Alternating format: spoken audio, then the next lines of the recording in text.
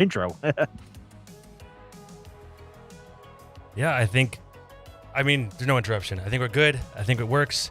It is a thing where it's like when you are streaming where you feel like when something goes wrong and you just feel like the butt clench followed by the Yep. the need to furiously click every button you've ever clicked before to try to make it work. Exactly. Yeah. It usually leads to solving the problem, but sometimes you're like, it's almost like when you're like, in the movies where you cut the green wire or the blue wire and you just hope you make the right choice. It usually works out, to be honest, when you get into that panic mode. So, Hey, Vader's girl, how's it going? What's up, Cat? well, hello there. Yeah, there's definitely a it's the more you do it too, the more buttons you try clicking when things go wrong. It's like you learn how many different buttons there are, how many different pages it couldn't go wrong on.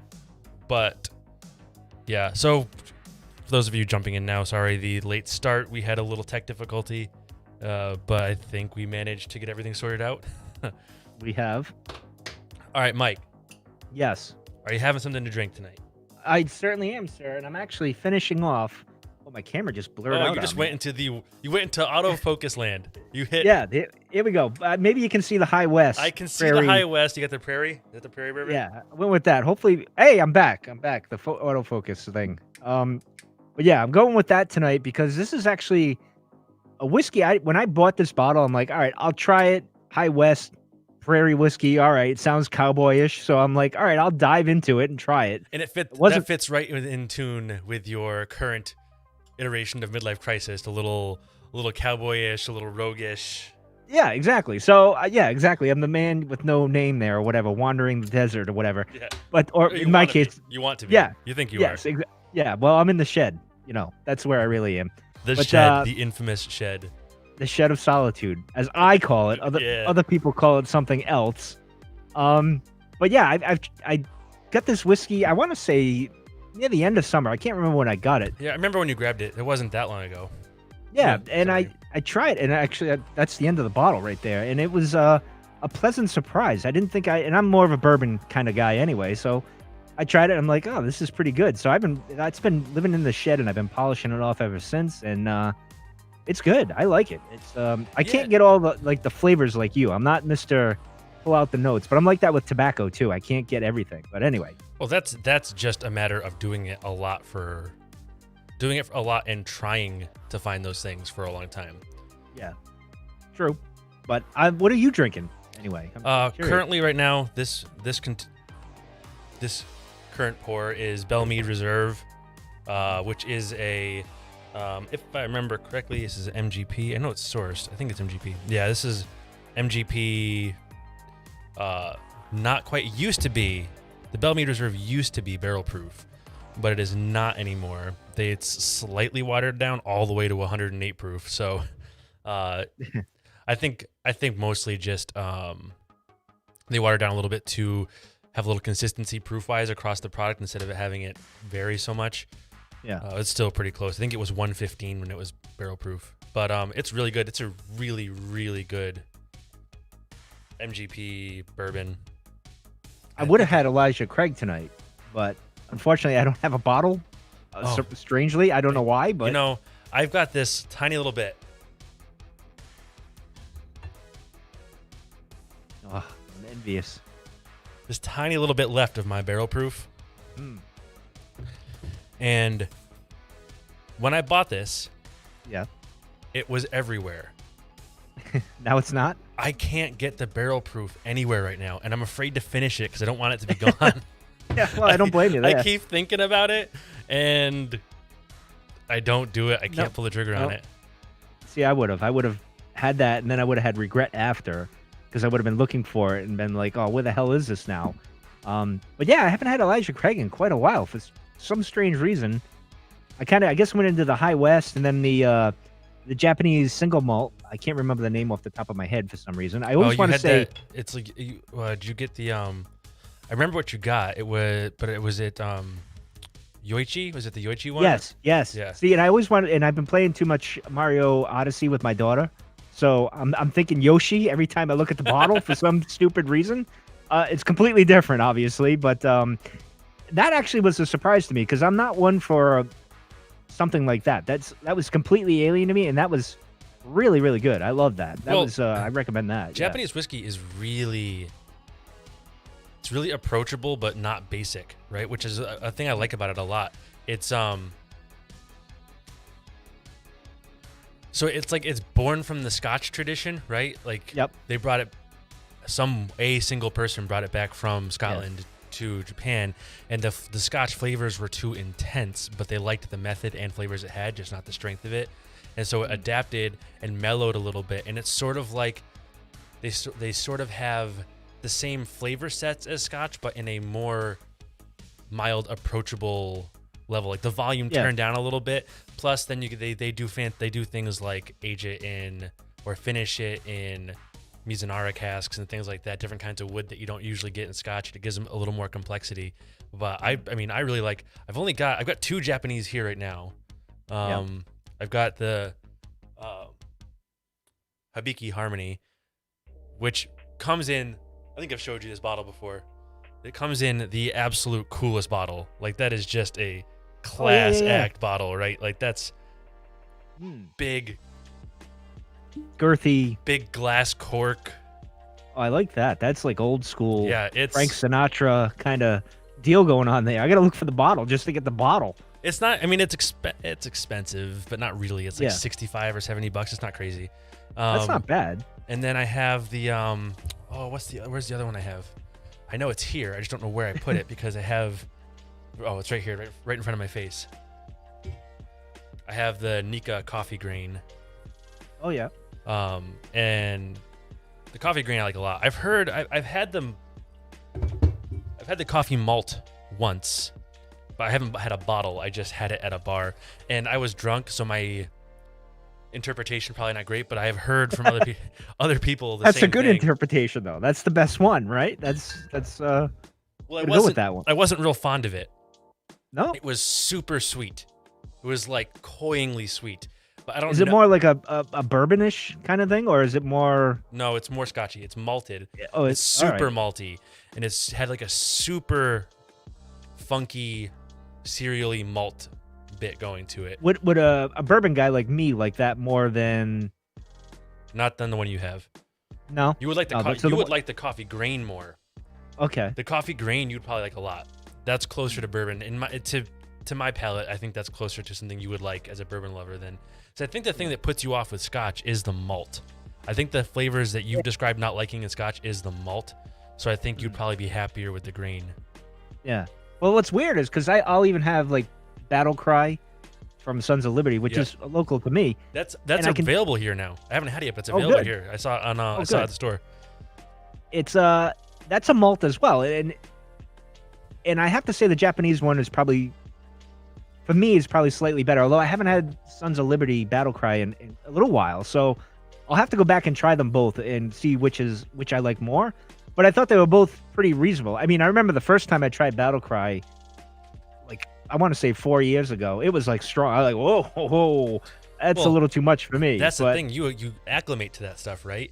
Yeah. Like I've got a friend at work who has been kind of exploring a little bit, and I had him pick up some Ardbeg Ugadal, and he came up and he's like, I got a confession to make to you. I really didn't like that. Yeah. Goes, well, what didn't you like about it? He goes, it's really intense. It's really, really intense. I go, that's fine, but that doesn't mean you don't like it long term. It means you're just not ready for, like, just put it in the cabinet. It'll last forever. And just keep going, keep going on your expedition. You know, like as you get more used to those flavors, you'll start wanting more intense flavors, because as you acclimate, the milder, like to me, like I'll always have a soft spot for Buffalo Trace. It's a great bourbon, but it's also really simple. So when I go back to it now, it's an easy drink or whatever, but it's almost boring, right? It's not. I would never say it's bad, but it definitely doesn't have. It's not challenging in any way, because I'm so used to higher proofs and more intense flavors now that it's a milder, easier time. And I think as you go by, like I think I also go through phases. Like I don't know about you. I don't know how much you've done phase wise yet. It seems like you're a little phasey. I don't know if you're as bad as I am, but I go through phases where like I don't want to drink anything that's not over 100 proof. I want all high proof whiskeys for a while because I go yeah, in. I'm I'm like, kind of like oh, that. I really like the way this hits. And I sink in that, or I'll go into like I'm not gonna drink anything that's not peated Scotch. I'm loving that smoky thing right now. I'm just gonna dig into that for a while, or whatever it Yeah. happens to be. Like right now, I'm in a high proof phase. I've really been sticking to like 55% and up, which you got to slow yourself down a little bit when you're drinking, but I'm enjoying those more. Yeah, to me, it's like I'll go down to what I used to really do is go down the aisle of the liquor store there, and I would, or the packy as they say here, The packy, and I would we call it the package store. yeah, I'm sure yeah, it's New England, We're it's close kind of enough. that's yeah, go down the aisle and I kind of look at it, I'm like, I'm into my Elijah Craig, my Buffalo Trace, like bourbon, like that's my thing. All right, I'm going for that. And funny enough, I've never had Four Roses, and it's always on my list to do, but I always feel like I'll get to it because it's like the cheaper one, but it's good from what I hear. So I'll go to something different. Like I like to explore. So I'm kind of when I walk in, I'm all over the place. It's like almost like when I'm selecting a tobacco for my pipe. That's more of like what you are. It's funny because like you went the whiskey direction for finding all these and exploring these things. I went the pipe tobacco route, and I like my bourbons and my whiskey and all that other stuff, but I'm more into when it comes to like getting the notes and my mood or whatever. I take a little more time with that than like my whiskey, which is weird because like you're the opposite. You're the whiskey side. I started down the cigar path too, and I got a little bit down that as I smoke one, and I got a little bit down that direction as far as like trying to pull notes out, and I do enjoy it, but I'm not as good at it, and that bothers me. Well, it's not easy. I can tell you that. No, it's like, not easy. And no, but because even like I just enjoy the whiskey more. Plus, it's easier. Like regardless of whether or what I'm doing, I can grab a whiskey and watch a movie. I can grab a whiskey. Like I have to either be down here or outside to have a cigar. It's a much higher hurdle to get into. I got you. Yeah. Well, it's funny because, and I can see what you're saying. Like when you were talking about whiskey, you get those notes because for me, it's still a struggle with whiskey or anything like that. Like I can't pull those notes out. Like you pull them out now, and I can't do that. But I can do that now with cigar smoke. Like I'm not as good as I want to be. I'm getting there. I'm not as good as I want to be with whiskey either, but yeah, but you're better than me. Because, always better. Always want to be better, Yeah, I get that. And then I'll have a whiskey and I'm like, all right, it just tastes like whiskey. But every now and then you get like the smokiness, you'll get the peatiness or the carrot. Like I'll get some of them at some point. And I struggle at first with like my pipe tobacco, getting these certain notes. But as you go on with your journey, you get better at it. And I'm better at pulling out like pipe tobacco and even cigar. I've gotten a little bit better, although I haven't smoked a lot of cigars this past year or whatever. I got to get back into it more, but I'm more into the pipe tobacco stuff. Like I'm a crazy man, like you with the whiskey. Like you go on this path, and before you know it, you get all these tins of tobacco. You got more pipes than you know what to do, and I love. Like, oh gosh, I love the way like you post pictures now and then. I love the way they name pipe tobacco. It's hilarious. Oh, well, that's what does it for me. That adds to the whole like if you're looking for pipe tobacco and you're looking. Like, oh, what do I want to try? And then you see something like Gentleman Caller. Like, oh, all right, that interests me. So you grab that because it makes me think of the days when I was a bachelor running around like a nut. And then this one right here, like recently, I just did this one right here. This is Maple Leaf. And I'm like, all right, I'll try the Maple Leaf.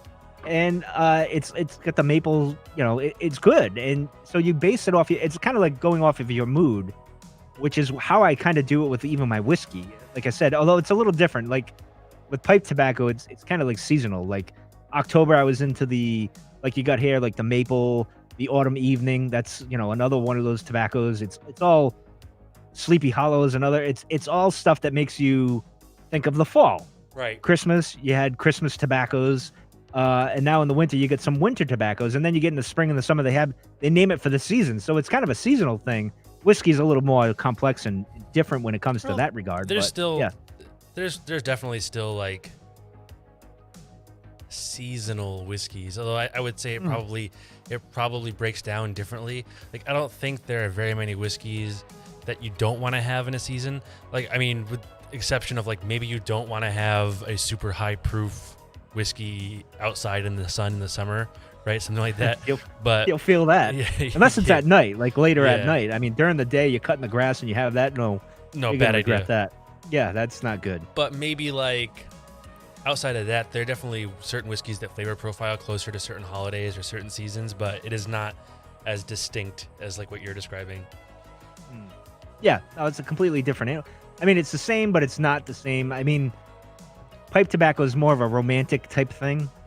As I say that all the time on my channel, the YouTube, where I'm saying, I think I'm over like romanticizing this tobacco that I'm smoking, like Sleepy Hollow. I'll say, well, this, I'm trying to pull out the notes or whatever, and it kind of, I don't know if this happens to you in whiskey, where you're, and I kind of blame the tin, like when you're smoking the tobacco, you like got this idea, like this one says maple, so you're looking for. I remember one time there was one, it was called bacon something, I forget the name of it, but I'm imagining in my head bacon for some reason, and I'm picking up a note of bacon, but it's not there. It's like you get this in your head. It's the weirdest thing. Well, I don't know if you. I mean, it could Yeah. be there. There could be a similar flavor to like. I get that. You definitely get that in whiskey, but like, so like the whole thing with whiskey. I mean, I'm sure it's the same. How they get there, how you get there is different across the board, but it is the same with.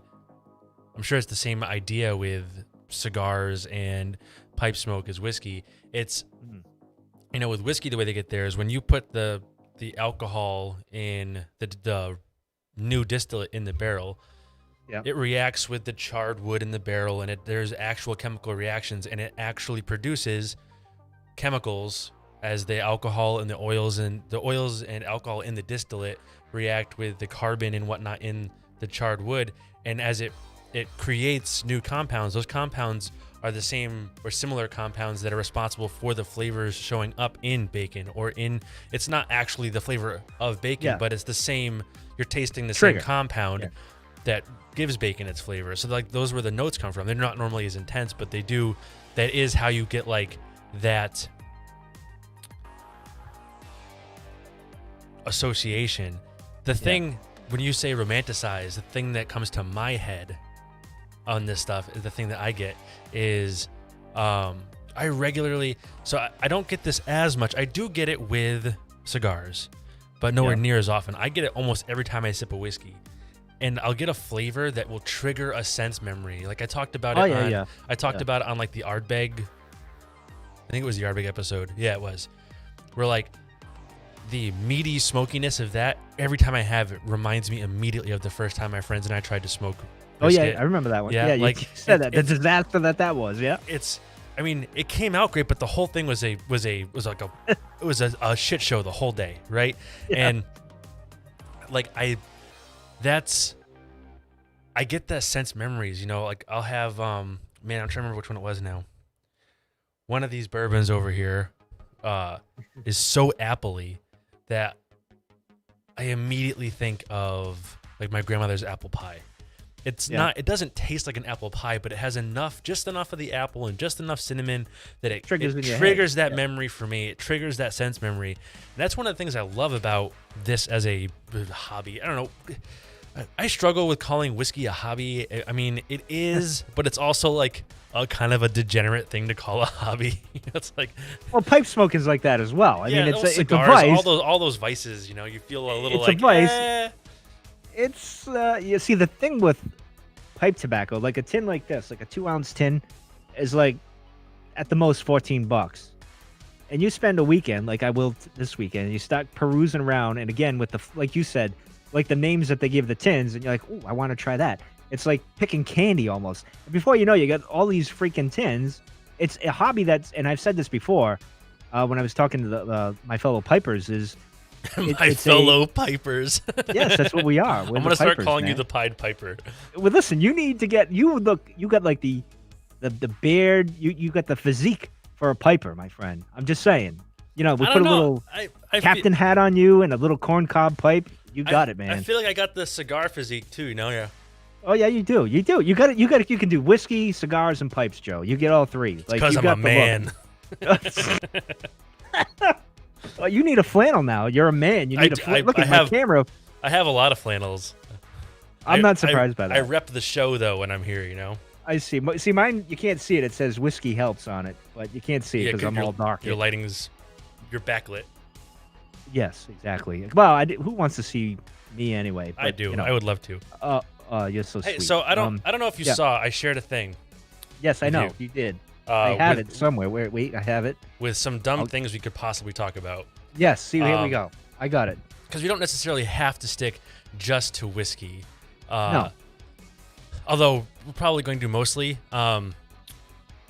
But what I do want to ask you, Okay. I have two questions that I really wanted to get to All right. with you today. The rest of it we can figure it out as we go. We Okay. kind of already talked about what you've been drinking, so we don't really want Yes. that. But one, you've been talking a lot, and we've talked a little bit about it in your brief presence here and there online about working on pairing your Yes. pipes with what you're drinking. This is tough. It's really tough, and I wanted to pick your brain, and Okay, I'll you can try. offer my experience, and we'll see if we can land somewhere. What have you found anything? Do you have like a method, or are you guessing still, or It's more guessing. It's still, like there's still in no the guessing phase? Yeah, because like I'll have like over the summer, like I had the High West, I had that, I had the Japanese whiskey, and I smoked. I had a Burley, pipe tobacco is what I was having, and that went okay. It's like it's all right, but there's nothing. You're not getting anything extra out of it. It's like, oh, I'm just having a drink with my tobacco, and it's all right. And I've experienced that with smoking cigars as well. Like I haven't Yeah. found that's a struggle as well. And the only thing that's worked again, and this is why I have this over here,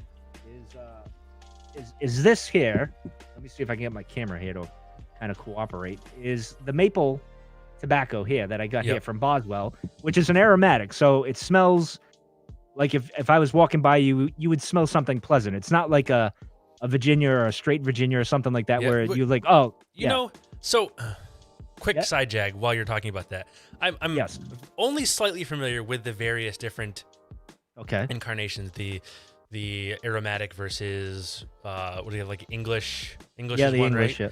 yeah. Right, Yep, that's one. and the Virginia, and then there's one more, isn't there, or is there just three, or is there four like main? Well, well, let's see. You get the Virginias, the English, and the Burley. That's the other Yeah, one. the Burley and the aromatics. Burley. Yeah. Yeah, So and the aromatics. So, in my experience, having been around it, I Yep. prefer the raw ass like non-aromatic ones. They're like You're not wrong there. Yeah, a lot of people do. the almost perfuminess to the aromatic ones. It's too much. I get it. Yeah, it's too much. Like I get why that would be really pleasant. Maybe it's because I smoke.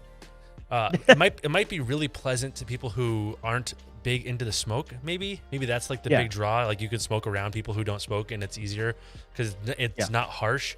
But it also smells. It's like the feeling I get is it reminds me. It smells like how I think of artificial sweetener. That you're not wrong. Like the Boswell here. Now Boswell, they're in Pennsylvania. This is kind of the way they mix it, and I always feel like I'm gonna pop this tin. Make a huge I'm mess. gonna. It's gonna. Yeah, Yeah. exactly. It smells great when you do the tin note. It's really, really good. And then when you smoke it, it's really good. But when you're getting, you don't always. Sometimes the aromatic, you don't taste it. You can smell it, but you're not tasting it. And it's more aromatics are really for The people around. they The people they call around it you. yeah, like you go lunting, like you go walking, and you're smoking a pipe, you're sitting on a park bench, that type of thing, Right. where it's pleasant around the people around you. When I'm in my shed, I experiment with everything. I'm mostly in my shed when I smoke my tobacco anyway. Yeah. But like a Burley would be like, kind of might put some people off. A Virginia, a straight Virginia, will be like, oh, that's too like cigarette like, and that would Yeah. get people to be like, I don't want to be around that. But yeah, I don't mind that either. I like it's almost like with whiskey, with cigars, and even tobacco. Like I'm all over the place. Like I want to experiment with everything and try everything. I'm on an aromatic kick since like October, and that was because it was Halloween. I wanted those autumn evening. It's like it makes you think of fall and all these other things, and we went right into Christmas. So I had all those aromatics, and I've been on that aromatic kick. Now, as we slide into spring and summer, I'll start going to the more the Virginias. Like my favorite tobacco is Virginia Cream, and that's a Virginia, and it's got a few other things that are in it too, and it's kind of a sweet, creamy, but it's kind of and it's pleasant in the air, but it's more tobacco, like you like thinking tobacco and not like these. But I get what you're saying because there are some aromatics they're like way too punch you in the face, as I often say when I review a tobacco. I'm like, because some of the ones that I have now, they're mild, they're not bad. I just did one, a vanilla cream, which was pleasant. It wasn't off the charts. Like as soon as you open the tin, you're like, holy crap. I've had a few of those where you're like, holy crap, and you smoke it. It's like, and you're like, all right, that's a little too much. But I can see what you're saying. It's kind of, and I imagine I don't think cigar smoke is really like that anyway. I think cigars, you're like, oh, it's a cigar. You don't have any closer to the. I think it's probably closer to like the cigarette-y Virginia thing than you would have got aromatic stuff. Although you do have flavored cigars. I've never had like one. acid. Like acid cigars, they're infused. So, and that was really good. I had one the other day, like last week. I got to get more of those. That was a pleasant surprise. But again, it's not an everyday smoke. I can tell you that. It's like once a month type of thing, you know?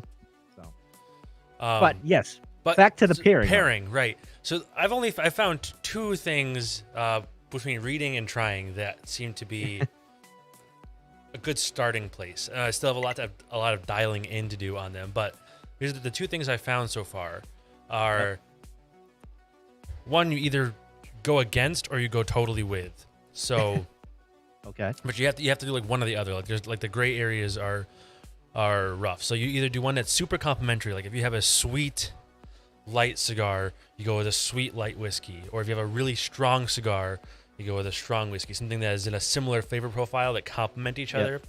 Or you go totally against grain. So if you have like a real heavy cigar, you go with a mild, like a sweet yin-yang whiskey, something exactly like a yin yang kind of thing. And I found I tend to like the yin yang approach more. Yeah. Although I see a lot of people online who tend to like going in the same direction. And the other thing I found is that you can kind of get away with just about any sort of proofy bourbon, like 50-ish or up, maybe a little below, but not too much. That is sweet and fruity, kind of seems to go with just about any cigar. Maybe not perfect, but it's a good experience. Like the Wyoming Double Cask. Oh, good stuff. Right, that I have not had an experience where I was like, oh, this is not a good pairing with that. This Russell's Reserve store pick, same thing. I have not had the Russell's. I've not tried a regular Russell's 10-year, but the store pick is like very fruity, cherry forward, cinnamony. It's real good, and it's a little bit higher proof, and that seems to go pretty well with just about anything. I feel like that direction. This Belle Meade is very proofy. It's just under 110 proof. It's sweet. It's like baking spicy, and I think this seems to go pretty well with just about any cigar too. On the other hand, I have definitely had like Jack single barrel proof. That's a good whiskey. I don't really like Jack products too much, but the single barrel proof I'm pretty fond of. But that's very like brown sugar and nutty, and that I have definitely had like cigars disappear behind, and like I can't like I all I taste is the whiskey, the cigar disappears. Or I've had cigars that like I might not be able to pick flavors out on, so I'm not that good with cigars, but I'll get into it and there's just a combination is not good. There's a conflict in the flavor with that one. So that one's like a little hit or miss, but I've also had some that go pretty well. So but I feel like like Wild Turkey Kentucky Spirit is another fruity, higher proof single barrel that goes pretty well with just about everything. Buffalo Trace, I don't think goes particularly well with anything because it's so mild. It disappears so easy. You gotta be real careful. Like it goes pretty good. Like I've had it with some like real mild Connecticut's, and it goes okay with that. But you get yourself a medium or full body cigar, and you might as well be drinking vodka. Like there's just nothing to it, I could see that. Like I could see that. But what I did now, see, maybe I should approach. because there's not a lot of pairing with like pipe tobacco in whiskey. Like there's really Yeah, I feel like zero. I feel like pipe tobacco people probably pair more with, like, if I had to guess, it would be Yep. like number one would probably be like with coffee. Yep. I bet coffee is popular, real popular, and then I Yep. would bet that you probably see like brandy and cognac a lot with those people. Yep. As far as booze Actually, go. wine. I see people with wine. Wine and cognac kind of the same direction. I'm thinking liquory wise though. I bet you Yeah. there's more brandy and cognac than whiskey. Oh, Maybe not. probably. Maybe not. I don't know. Well, I don't But know. I'm But guessing. it's such a. It's see the thing with pipe smoking is it's so. It's not as popular, obviously, as cigar smoking or cigarette smoking. There's a little niche thing, so it's Well- not. So I'm gonna have to just make my own notes, and like, Yeah. I'm gonna have to pair this with that. But I think what I'll do going forward is probably use the cigar method that you just you just said, and go from there. Now I was lucky with my throwing the dot in the middle of the dark and kind of landing on something with the maple. So I got maple here with the tobacco Yep. again. I'll show that. And then I got lucky with this. And I didn't think this is Cooper's The Cooper's Mark maple. Cooper's whatever. yeah, maple. And I bought this. This is way too sweet. I'll tell you that. It's like the Yeah. Screwball whiskey. And you so on Yep. that, I'm sorry, Yeah. I keep sidejacking, but you keep on making me That's think of okay. things. it's okay. Well, that's when I'm thought provoking. So I've had a few people recently mention Yep. to me either Screwball or There's another one too. I can't remember the other name. one, Yeah. or a couple other Mhm. popular Crown Apple. Yeah. And I feel like they get a little butthurt when I say I don't like. It's a mixer, Flavor- really. Yeah, I say I don't like. Well, it can be whatever you want. But if I say Yeah. I don't like flavored whiskey, there's a difference between I don't like it and you shouldn't drink it, right? That's not the same thing. True. It's just you don't like it. Doesn't mean you can't like it. I don't even really like. I like Jameson and ginger ale. Yeah. As a mixer, Okay. as a mixed drink. Yeah, I don't mix. I don't do the outside mixing of at all. outside of that, I don't like something about added sweetness with whiskey.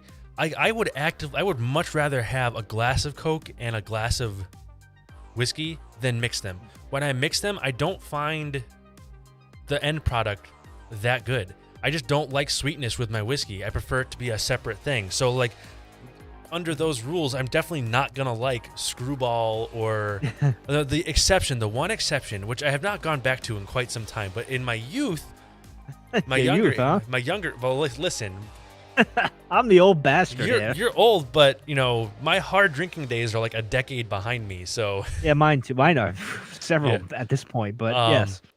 but Fireball was one that I was all in on because it was Oh, so. a lot of people were, yeah. it's Yeah. so candy-like that you don't have to be able to handle liquor to drink it, but it's Yeah. it's liquor-y proof.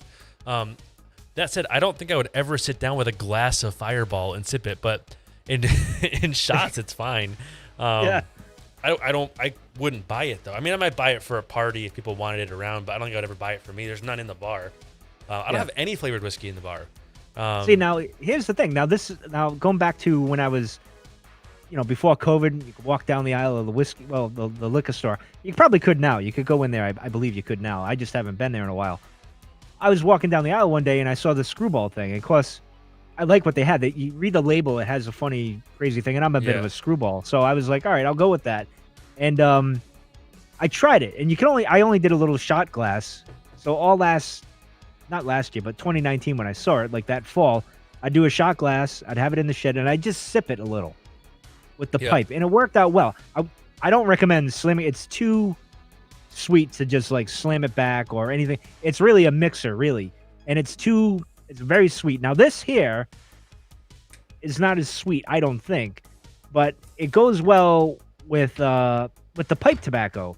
It just makes the pipe tobacco. What happened was it made it sweeter in a good way. Right. Like it brought it out because this is a mild tobacco. that's- It's not that strong. One, Yeah. that's the go in the same direction style of pairing, Yeah. right?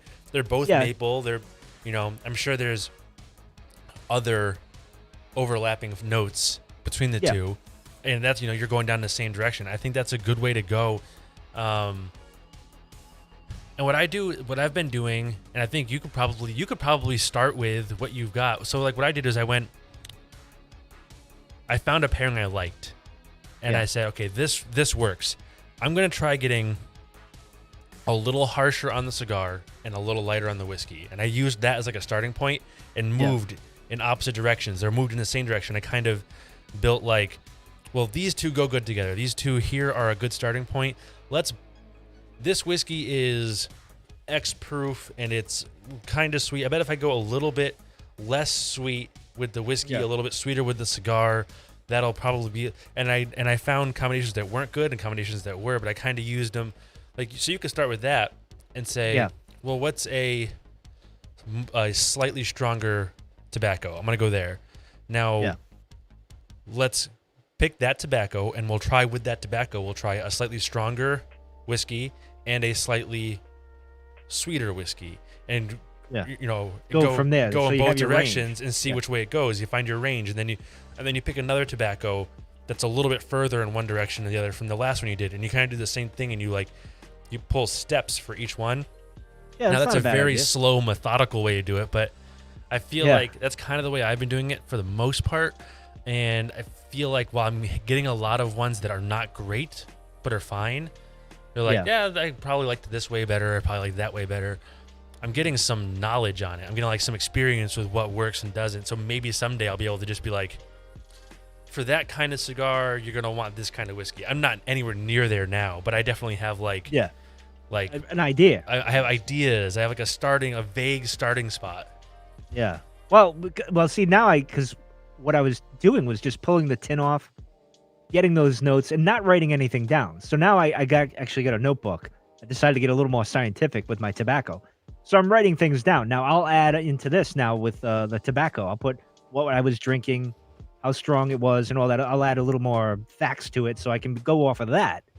And I might land on something pretty good, which is interesting. I like this approach. I do know over the summer when I'd had Wyoming whiskey, it like you said, it kind of went with anything I had that I was smoking. I don't remember saying, "Oh, this is a horrible idea." I'm like, "What are you doing?" And because that wasn't a lot of aromatics at the time, I wasn't getting into that a lot. So it was a good. I think it just matched up with whatever the hell I was smoking at the time. There's more Virginia stuff than anything else. It wasn't any like the Boswell stuff where it's an aromatic where it's over sweet, so to speak, as you were saying. So, and I know Few, that's the other whiskey that I had, went pretty well with whatever I was having before. I didn't write it down before. Now, I want to do that because I want to be able to pair it. There's not much information out there, so I'll probably start doing YouTube videos on what I think pairs very well with pipe tobacco and see where we land on that. So that'll be interesting. But now I feel you're like my Master Yoda here. You've given me an idea of where to go here, so that's good. I don't know if I go that far. I will with the whiskey, at least. I'll say that. All right. The other thing I want to talk about, 'cause I think we might argue about this. I don't know. We'll see. Okay. I think you know where I'm going too. Do you know where I'm going? Yeah, I have an idea. Yep. All right. What's your Super Bowl pick? The Chiefs. Why the Chiefs? By a lot. By a lot? Because I think Mahomes. It's not going to be a lot. It's definitely not going to be a lot. No, it's going to be a lot. They're gonna wipe the floor with Tampa Bay. That's all I'm gonna say. Which means bet opposite of me right now because I have the worst luck. I'm a Dolphins fan, so that'll say everything. So that's all you need to know. So that's where my hate comes from. But listen, this is the thing I have, and like I get a little mad at your fellow Patriot fans who are just cheering on Tom Brady. I get it. He won all those Super Bowls for you and everything, but he's the enemy now. It's like when Dan Marino. He was the enemy. No. He would have been the enemy if we were playing against him, but we're not playing against him, so he's not the enemy. Well, I get it. Now, at this point, it's neutral parties, but all year cheering and all that stuff, kind of abandoning the Patriots because they stunk. That's not true. There's a difference. That's not what's happening. Patriots fans are still rooting for the Patriots, but we can we can root for the Patriots and still want. We're not in the same division. It's not like we're rooting for the. It's not like Brady went to the Jets and rooting for both. Well, listen. I would hope you guys at least hate him if he went to the Jets. I mean, come on, it's the Jets. Look, even if he went to Miami, you can't. I mean, come on. As a Patriots fan, you would have to be an absolute shit person to look at Oh, the I 20 guess I am. to look at the 20 years of prosperity he gave us and not wish that man well. No, even when Dan was he was going to retire. Yeah, but And he he didn't was- get he you. rem- He didn't get you 6 rings and didn't give you a 20-year dynasty. He gave you kind of a bit of a good run and then bailed. Right? That's a different no, thing. he didn't. Well, no, actually, he got hurt in the game against the Patriots, and he was never the same again. But at the time when he was getting ready, they were going to part ways. He could have went to Minnesota, probably won a Super Bowl because he had all the weapons and everything else there. But he didn't go. I would have rooted against him. You're the enemy now. It's just like Jason Taylor. I haven't forgave Jason Taylor for going to the Jets. Are you kidding me? No, I don't. And Izzo and all the other guys that you stole from the Dolphins in the early days of your Super Bowl runs. I haven't forgotten all that. Listen, you guys are basically consistently trying to rebuild your team out of expatriates, right? And you have been. It just hasn't worked for you. It just hasn't worked for you. It just hasn't worked at all for you. Listen, you keep your trying. team- It just hasn't worked. Listen, I had almost 30 some odd years of mediocrity, which killed the Dolphins in the end. That's what the problem was. We were all in the middle of the pack for all these years. We never stunk to high heaven until recently. But Until recently, yeah. Well, yeah, so go ahead. here's my opinion on Brady. Yep. The main reason why you see Pats fans, there's 2 main reasons why you see Pats fans rooting for him right now, and I think they're both super valid. And I'm gonna say I feel both. First, the first one. I need a drink for this. Yeah, sit down, buckle up. He gave us a lot of years of. He gave us an experience that no other team's fans is gonna have probably ever. Right? There's the success we've had was unheard of, and we're super lucky to have had him. And if he wants to go, and this is 100% the truth, he wanted to go prove himself that he could win a ring in a different team because of all of the hate that got thrown his way the whole time. That man still has that ridiculous chip on his shoulder from. I do. I hate the man still. Yeah. He's still not the greatest quarterback. I don't care what you say. No, he definitely is. He absolutely is. he's not. And He's the greatest winning quarterback. I'll give you that. He absolutely is. We'll get to that in a second.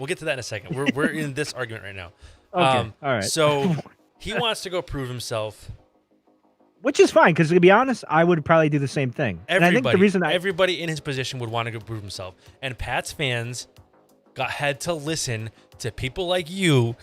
Oh yeah, get listen, sub 500 years year after year and be like, listen, this man is a system quarterback. He only does well because he's in Belichick's That's beside system. the point. He's not though. He's in the Super Bowl again in a different system that he is running. Yeah, and he brought all the star players with him, but that's beside the point. He pulled a LeBron. I'll give him that. He brought one player with him. He brought a retired player who's not that good with him. Yeah, well, he was. Yeah, that's a whole other argument. Gronk. Gronk was great when he was younger.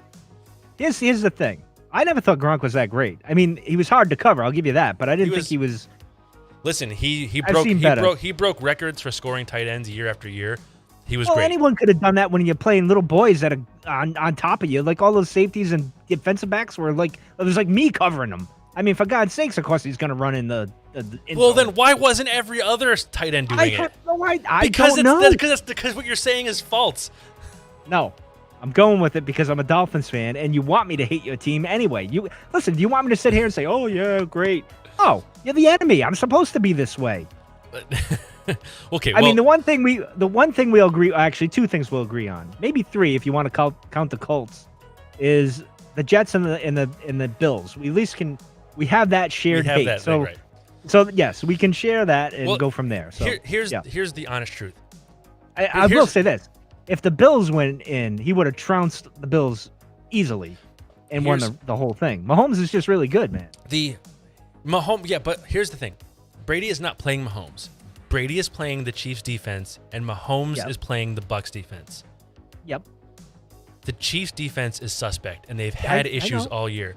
The Bucs defense is very, very solid. My pick is not based on Brady versus Mahomes. My pick is this: if the Bucs defense falls apart and it turns into a shootout, the Chiefs will probably win like 35-27 or 29 or something like that. It'll be close, but it won't be that close. If the Bucks defense can keep a lid on it, and if the Bucks run the ball, like I think they're smart enough to run the ball and keep possession as long as possible, you're gonna see like a mid-20s to low 20s win for the Bucks, and I think that's what we're gonna get. No, I mean, all right, I'm gonna say this. I'm just shootout, gonna say actually. this. I'm just gonna say this, Mike. You and I have argued about a lot of games, and I have been right a lot more than you have. In fairness, I'm a Dolphins fan, and we've sucked for a long time. So, We've argued about there's other. that. We've argued about other games too, but Well, you're letting your hatred of Brady because he beat your team so many years cloud your judgment. Wait a minute. Out of all the teams that were in the We thing, discussed this. This isn't true. You guys lost to him more than the Jets did. we still gave him key moments. We always gave him fits. I'm just gonna say, I've witnessed it. I've seen it twice. Yeah, but you lost in my life. But you still lost. It's okay. A win's a win, Lost bro. Shut up. Lauren You know in the what? chat. Lauren in the chat with, "Oh geez, here's the truth I avoided hearing about earlier." I'm So gonna have a sip. Yep. I think Brady it's- sucks. No, I don't. Brady I know is. I don't. You have a hatred of him that is unfounded because when we talk, well, it's not Yep. unfounded. It's because he was against your team. But when Yes. I ask you for evidence as to why This you is gonna don't be think- no, because this is the one time I throw rationality out of the way because I'm a fan. Right. So this because is like, that's I- the thing. I When don't you say care. he's not the greatest of all time, and I ask you for evidence, all you can't give me any like rational argument, and that's fine. You're a fan. That's fine. I think though, Yes. if you look straight numbers across the board, everything that man has done, it is Mm-hmm. impossible to objectively, if you take your subjective opinion out, objectively say he's not. And I will say this. See, the problem I have, it's not so much Brady. Because when you look at it, now it's a different era, it's a different time. They changed the rules when Brady and Manning kind of, like, early 2000s, right? That's when things kind of changed. They started changing the rules about after Brady they had came three. in. After Brady had 3 rings, he had 3 rings, and they started changing the rules because remember Slightly. Brady's rings were like early 2000s, his first rings. Yes, I know. The Yeah, rules I started witnessed changing around, that like- horrible tragedy that happened. I saw it. I saw it with my own eyes. The That happened. The Brady's By the way, rings- that whole tuck thing, don't even Okay, get me started all right. because that was No, a goddamn listen. fumble. I will rehash that old argument. No, but anyway, we can get into Yes, that if you I want. will. And I don't want to dwell on this for the whole rest of the stream. But we can get into that too if you want. But we gotta end up that. No, I don't want to do that either. But the tuck rule Was horse shit. No, sure, that looked like, sounded like. No, would've- it was. Would have been a fun. No, No. here's the difference. Here's the difference. Oh, here we go. That's the rule, and you can say Ah. no one's no that what, and they've changed that rule since then. Yeah, years later, 10 years after the fact, Yes. they changed the But- rule. But My point being, that's though- no. But here's the thing. Before Okay. you get to your point, Yeah, I've okay. It's heard not a really listen- great point. It's not a great point. It's more for me grasping at straws. yeah, with my whole I'm sure hatred. it is, knowing you. Yes. Well, I I've admit heard that. so- I admit that. I've freely, heard so many people say no one's ever heard of that rule before that or since then, which is No, not. it's happened It's not. before. It's happened a bunch. The tuck rule was a thing that was common. It was a common call before and after Actually, that until they if changed it. correct me now, I don't know. I'm going back ancient times. Actually, probably in 97-ish. Actually, might have been 2000. Might have been 2000. The Dolphins were playing the Seahawks in the AFC game, a divisional game, I think. And Marino had, I believe, my memory, this is years ago, a similar play where he kind of tucked it, and it kind of came out, and they ruled it that way. So. And Regardless, it should have been a fumble. Regardless, but- I'm gonna say it's payback because what was it like a few years earlier? I don't remember how many years earlier it was. listen, just don't get me on the snowplow game with the no, Dolphins and the Patriots because I'll the- throw things. The Raiders knocked the Patriots out of contention with one of those like, hey, we fumbled it, let's kick the ball forward. Before that was a rule where you couldn't advance fumbles. I vaguely remember that. So I that vaguely was remember it. Yeah, that I mean, was a listen. giant bullshit call too. So like it's just whatever's in Well, the it's just rules. like the Tennessee with what's his face, the dude running the clock out last year in the playoffs against the Yeah. Patriots. yeah, He it's- exploited the rules because that's what Bill would do. That's what they all do. If I the mean- rules are the rules, it's not bullshit. if it's not a fumble, if the rules say it's not a fumble, if they change the rules, then even if it's, I agree, it should be a fumble. And it is a fumble now. It wasn't then. It was the right call to call it the tuck rule, right? It was the right call legally then. So you can split hairs, whatever. Well, everything's splitting hairs now. Yeah. On my end, it's splitting hairs because you just don't like it. Yeah, exactly. I'm going to be crybaby. Here's my hypothesis. Oh, if Brady had been drafted by the NFC in some team out west that was not in your division and had the same career, you would have nothing but positive shit to say about him. But because you had to, I think you would. No, because I hate everybody. To be honest, if they're not, if you're not a Dolphin, let me rephrase it. You would have much more positive things to say about him than you do now. I might be neutral. It might be neutral. You'd be way more positive than you are. The only reason why you are as full of vitriol as you are now is because you had to watch him mop the floor at home and away with your team for 20 years. 20 years, more than half my life. You had to watch him. I wouldn't say he mopped the floor, right? Listen, he mopped. Listen, there were days when Marino mopped the floor with your Patriots. So, if it was a reverse. Yeah, like before I was born, though. That's fine. See, now my argument was going to be, and again, it goes back to the fact that there's separate errors. Like when Marino left in 2000 or whatever, he retired. E3 and everything retired. My point was always that if you took, and I'm not just I'm picking Marino here. If you took Marino, Montana, Elway, Warren Moon, all those great quarterbacks from that era, and gave them the rules that they have today, I think their numbers would be doubled. And they might have won more. Who knows? Because things the biggest, I think the biggest complaint I've had in the last the numbers. So, yep, the numbers thing, absolutely true. However, I will say this: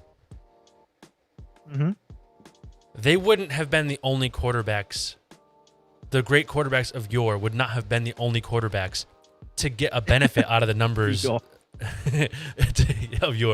get a benefit out of the rules changes. Every quarterback would. Tobacco. That's what it was with. Yeah. Every quarterback playing then would have. So I think you would see a lot of what you see now, where the games would have been higher scores on both sides. There wouldn't be a lot of, 9-7 wins, right? But you would see. Yeah, but you got to admit the same team. I think the same teams would have been I don't think it would have changed the wins much. It would have just changed the scores in those games. It may have changed the wins a couple games here or there. But, here's the thing that Brady does, that he's always done, that has put him in a separate league with quarterbacks, is that cheated. What? I'm sorry. We can go there. I'm kidding. But, I'm kidding. They all cheat. Come on. Listen, I can tell you right now, the Dolphins. I was actually. It's the 2 minute. It's the 2 minute drive with Brady. Brady's 2 minute drive is crazy. And he has won so many big games in those 2 minute drives where some of those other big quarterbacks, some of those other Hall of Fame quarterbacks just didn't have that, there's a minute on the clock and we need to score 7 points. So I have to disagree with you there. Marino and Elway and Montana. I didn't say some of the best. I didn't say all of them. I said some of them. There are quarterbacks that just have that it in the 2 minutes, and those people were, I would say, yes. And I would I hate to even throw his name in there, is that ugly Tom Brady into that. But I will say this. Yeah, go ahead. I will say he's the most winning quarterback. He's the best at that. As far as the best quarterback, you could argue that till the end of time. But, we'll never see this again. I don't think we'll see this again. We'll never see. So, I don't think we'll ever see another man go 10 Super Bowls in 20 years. No, I don't think you'll. Well, it's hard to. Listen, I never thought I'd see an undefeated season. Yeah, but you guys, you want to talk about numbers? Let's talk about the undefeated season and how many games were in it. Yeah. Okay. Well, we'll talk about back in the day when the Dolphins played. There's two. You can look at this two ways. Back then, men actually took your head off and hit you. Although then you could say in 2007, right? 2007, I think it was. Yeah. The men are bigger, faster, and stronger, and would probably kill you. Because I got to say that the linebackers back in their day was like me, they were normal, average size. They're not like these monsters. Although they had the attitude of like a bear, What's up, serial killing? Uh, we have a Oh, clapping serial killing podcast. oh How's it yes, going? my friend. Well, I don't know. I mean, it's a different era, different time. It's really hard to compare scores and whatnot. But when you look at Yeah. just the straight accomplishments, the man's Yeah. going to be, let's just, for numbers' sake, say he wins this one, right? Yeah. That's going to be 7 for 10. That is Yeah. like a 70% Super Bowl win record. And it also puts him in just shy, puts him in about 20% of all Super Bowls in history. Yeah, I'll say this: if you're looking at it from championship standpoint, the only, I guess, the two that would compare to him is Bill Russell and Michael Jordan. When you Yeah. look at the end, like he's Yes. like it's those three. I would definitely say that, and I already know before I even finish this, even though you brought it up, you're going to argue with me, but I would definitely say that Brady is in the Michael Jordan position for football. Oh yeah, I would give him that because he's won. I mean, He's but won. He just keeps winning. football is a different animal, though. I mean, Bill, I think, is a very important part of the equation, and I get it. He's kind of a jerk. I get it. But if I was a coach, that's kind of how I would be, which Sometimes is you why I gotta be. hated him even more. It's whole, the reflecting in the mirror. You're seeing kind of yourself. thing. Yeah, exactly. Yeah. So, I mean, I would be the same way. And even Brady, like his chip on the shoulder, wanting to prove everyone wrong.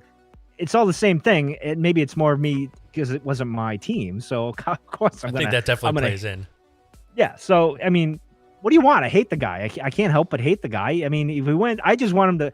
Here's the thing I have to say is I feel like he's flirting with disaster in a bit with like the football gods because he's played longer than he probably should. What I really yeah. want, what I really, really want Yes. is for him to win And then leave. and never play another game. Because what I do not want to see is that man take one hit in the wrong way at 44 That's what I years mean. old and turn into powder. He is, Yeah. he's too, I know he's in great shape and he takes really good care of himself, but he is in his mid 40s. 44. Yeah. Yeah, You're going to take a hit. It's going to hurt. You're He not gets 23. He gets hit by the wrong guy at the wrong speed. Somebody, some rookie who wants to be the dude, like, Yeah. I just- agree. Yeah. It's gonna be ugly. It's gonna be real ugly. And that dude has like 3 kids and a family. Like he's got a whole family. He needs to just stop while he's ahead and go. But he's got the same problem he's got the same mentality that champions have, where they cannot walk. Somebody has to drag them away from He's the like game. an alcoholic. He's like an Exactly, alcoholic. addicted, straight Can't help- addicted. Yeah. Yeah, he can't help himself but win. Not only that, he has a chip with his shoulder with Bill, and of course, Bill has one too, because he's going to want to win one as well. I want to see him win one before Tom, but that's just me. I prefer the coach over the quarterback. I don't know why. I just So, do. I But that's think just me. Yeah. I think you'll see the Pats bounce back next year. Well, yeah, I think that division's actually going to be pretty good in the next 3 years. I think it's going to be probably one of the better divisions, to be honest. But We picked up that's a just we my picked up a quarterback thoughts. that's not Cam Newton today, so that's fantastic. And Here's the thing: they're going after I think Bill's going to make a move to go after the dude from Clemson, which is the guy I wanted, to be honest. I know. liked him more than Tua. we traded for Deshaun Jackson today. Oh, did you? Oh, Yeah. good. I'm glad. Go there. That's So fine. I don't know that we'll actually go for a quarterback in the draft. No. We might, depends on who's there when we're up. But I think we're gonna be we'll be set. I think, but I just think Well, that's look, Bill Brady- wanting to win now. Then Bra- it's like putting the chips on the. Brady's going to win a Super Bowl. I got to win quick myself. right. So exactly. let's get this. Yeah. But I think Well, that's a good I think move. Brady's got lightning in a bottle right now. He's got a really strong defense with some good offensive weapons and a team that's letting him play his game. I think this is probably his year. After this, who knows? But Well, I'd walk away. I mean, would walk- listen. I would walk away. You I got would walk- nothing to prove at this point. if what are you doing? Win or lose, if I was him, I'd walk away this year. But if he doesn't win, he definitely doesn't walk away. But I No, because he's greedy and he can't well, help he himself. he needs that chip on his shoulder. Did you watch that? Okay, I got one more thought, and then I have one more subject to talk about, and then Okay. then we can move on to the rest of our lives. Did you ever watch? I'm sure you didn't because you hate him. But did you watch that Facebook documentary series with him? No, why would I watch? No. I know people So- that did watch it. I so- wouldn't watch trash. I don't watch garbage. It was actually a good. be It was, honest. it was a good. No. It was actually well made. Yeah, he kisses his daughter weird, but hey, whatever. Well, whatever. That's like that. That's that whole extra Catholic thing that I don't know. I don't understand. But Yeah. there was I'm this, just bad mouthing Brady, so don't yeah, take no, I it know. offense. There, I'm just there I was there hate was the a man, thing in so. that there was a thing in that summed up that man's mentality so well, right? And that thing came out following a Super Bowl win, the offseason following a Super Bowl win, right? So Yeah, he's still pissed off. I get it. yeah, he's not just pissed off. That man would sit in his office and just watch the Super Bowls he lost to see why he lost them. That's crazy. That is just self-flagellation for no reason. That is. Well, a few of them were luck. 2 of them were luck, but But you know. he doesn't think that. He thinks. But he's that also won at luck. Like 2 of them were, well, 3 of them were really lucky. I mean, the Carolina game, the Rams. What else? They were What else? close. Yeah, But they I don't know about luck. Well, They fell on Seattle- the kicker, but he should have Se- lost the Seattle one. I mean, come Seattle- on. Seattle, In Atlanta. Atlanta is definitely not luck. Atlanta, that was. Well, no, that was Atlanta getting. That was Oh, Atlanta. we won, and you haven't won. There's still a half to There's play. a whole half of that game left, and I'm gonna they cross went- the streams here, Joe. I'm out of whiskey, so That's I'm going maple. it'd be all right. I'm Into- sure it'll taste great. We're gonna find out if this is great. Atlanta. High West and maple. We'll see if it's a good combo. It'll be fine. Atlanta went into like prevent defense with a whole half left, and Brady. Never do that defense. I don't know why anyone it can't- prevents you from winning the game. You cannot go into a prevent defense against Brady because he just destroys you with it, and Because he's gonna throw under you. he's gonna That's all throw he does. under you over and over and over. He's gonna And then he 5-yard goes, pass "Whoop." you. Yeah, He's gonna I know. 5-yard pass you until he's got 40 points on the board, and you look back and go, "What just happened?" That was horrendous. I saw it coming. I've seen it. He does it to the Yes. Dolphins all the time. I even yell at the Dolphins. What are you doing? Don't give him 5 yards because he's just gonna boom, boom, boom, boom, boom. Over and over. And- The whole yeah, thing, and then before you know it, you're in the end zone. the whole thing with that prevent defense, the whole idea is you give them the 5 yards and you give them the 5 yards, but but- you're expecting that the opposing quarterback is not good enough to find 5 yards on every play every time when you're playing That's too against. much of an opening in the NFL. But when you're playing, especially when you're playing against a Peyton Manning or a Tom Brady or even an Eli Manning, right? You cannot put that 5 yards up there and say you find it because they're gonna find it every single time. They're just gonna find it. No, I agree. Even a halfway decent quarterback. At this point, Will yeah, kill you. prevent defense is a joke. It's a terrible idea. And then Yeah. the Carolina game, that interception, that was a wicked heads-up play by a young cornerback who just saw that play coming. It was a terrible play call to start. And then Butler just he saw that, he broke off his route and ran in front of that ball like Well, luck has a lot to do with a lot of things. Because look at the Dolphins in '72. They almost blew it. Thanks to the punter there. He almost blew the whole damn thing. So you got to have luck as well. I mean, it's you gonna, have to. You for sure. You have to have talent. You have to have a good plan, and you have to have luck. You can't win without Yeah. the 3 of them. You need all 3. Well, that and you need to be well coached to react to something Well, like that, and well, that's what when- Bill's teams are. Right. Yeah. And I kind of put well coached in a good plan, but for sure, like more specifically, well coached needs to happen. And Bill is probably a top 2 coach of all time. I might. Well, we still have Don Shula with the most wins, but that'll come to an end at some point with Bill. I'm sure. pretty sure. I'm pretty sure. Yeah. sure. I mean, I think he wants it personally. I think he wants. That's what he's. I think gonna he's. get I don't to think that. he's going anywhere until he gets it. Yeah, and that's my person. And he's almost there anyway. I mean, what the hell? A couple of years from now, and a few more Super Bowls. We'll never see it again. I don't. But again, like I told you, I didn't think I'd see a team go run the table all the way to the Super Bowl. Right? No. I didn't think Yeah. I would see that, and I saw that. I didn't think I'd see a guy win that- 6 rings or a coach win 6. That Randy, so- like I'm sure it was infuriating for you, but that As 07, that Randy Moss Brady season, that like what is it, 50 touchdown season was. Actually, the most infuriating thing is seeing the Dolphins just roll over and not protect the sacred record. Just like, whatever. We don't care. That bothered me more than the whole Hey, thing. that's but your team's fault, not I- mine. my dad's, yeah, exactly. My dad's Giants took care of it for me. So twice, my dad's Giants yeah, did. with So both times with just ridiculous. hey, You luck, know, but whatever. Like you said, luck. Luck's one of the things. Luck. Luck happens. But anyway, All right. Before we go, yes, sir. I know you've been. I've not really caught your opinion much. We don't have to talk spoilers. We're not going to talk spoilers at all. I've not really caught your opinion much. I know how you feel about everything Star Wars. All right, so we're not going to talk about that.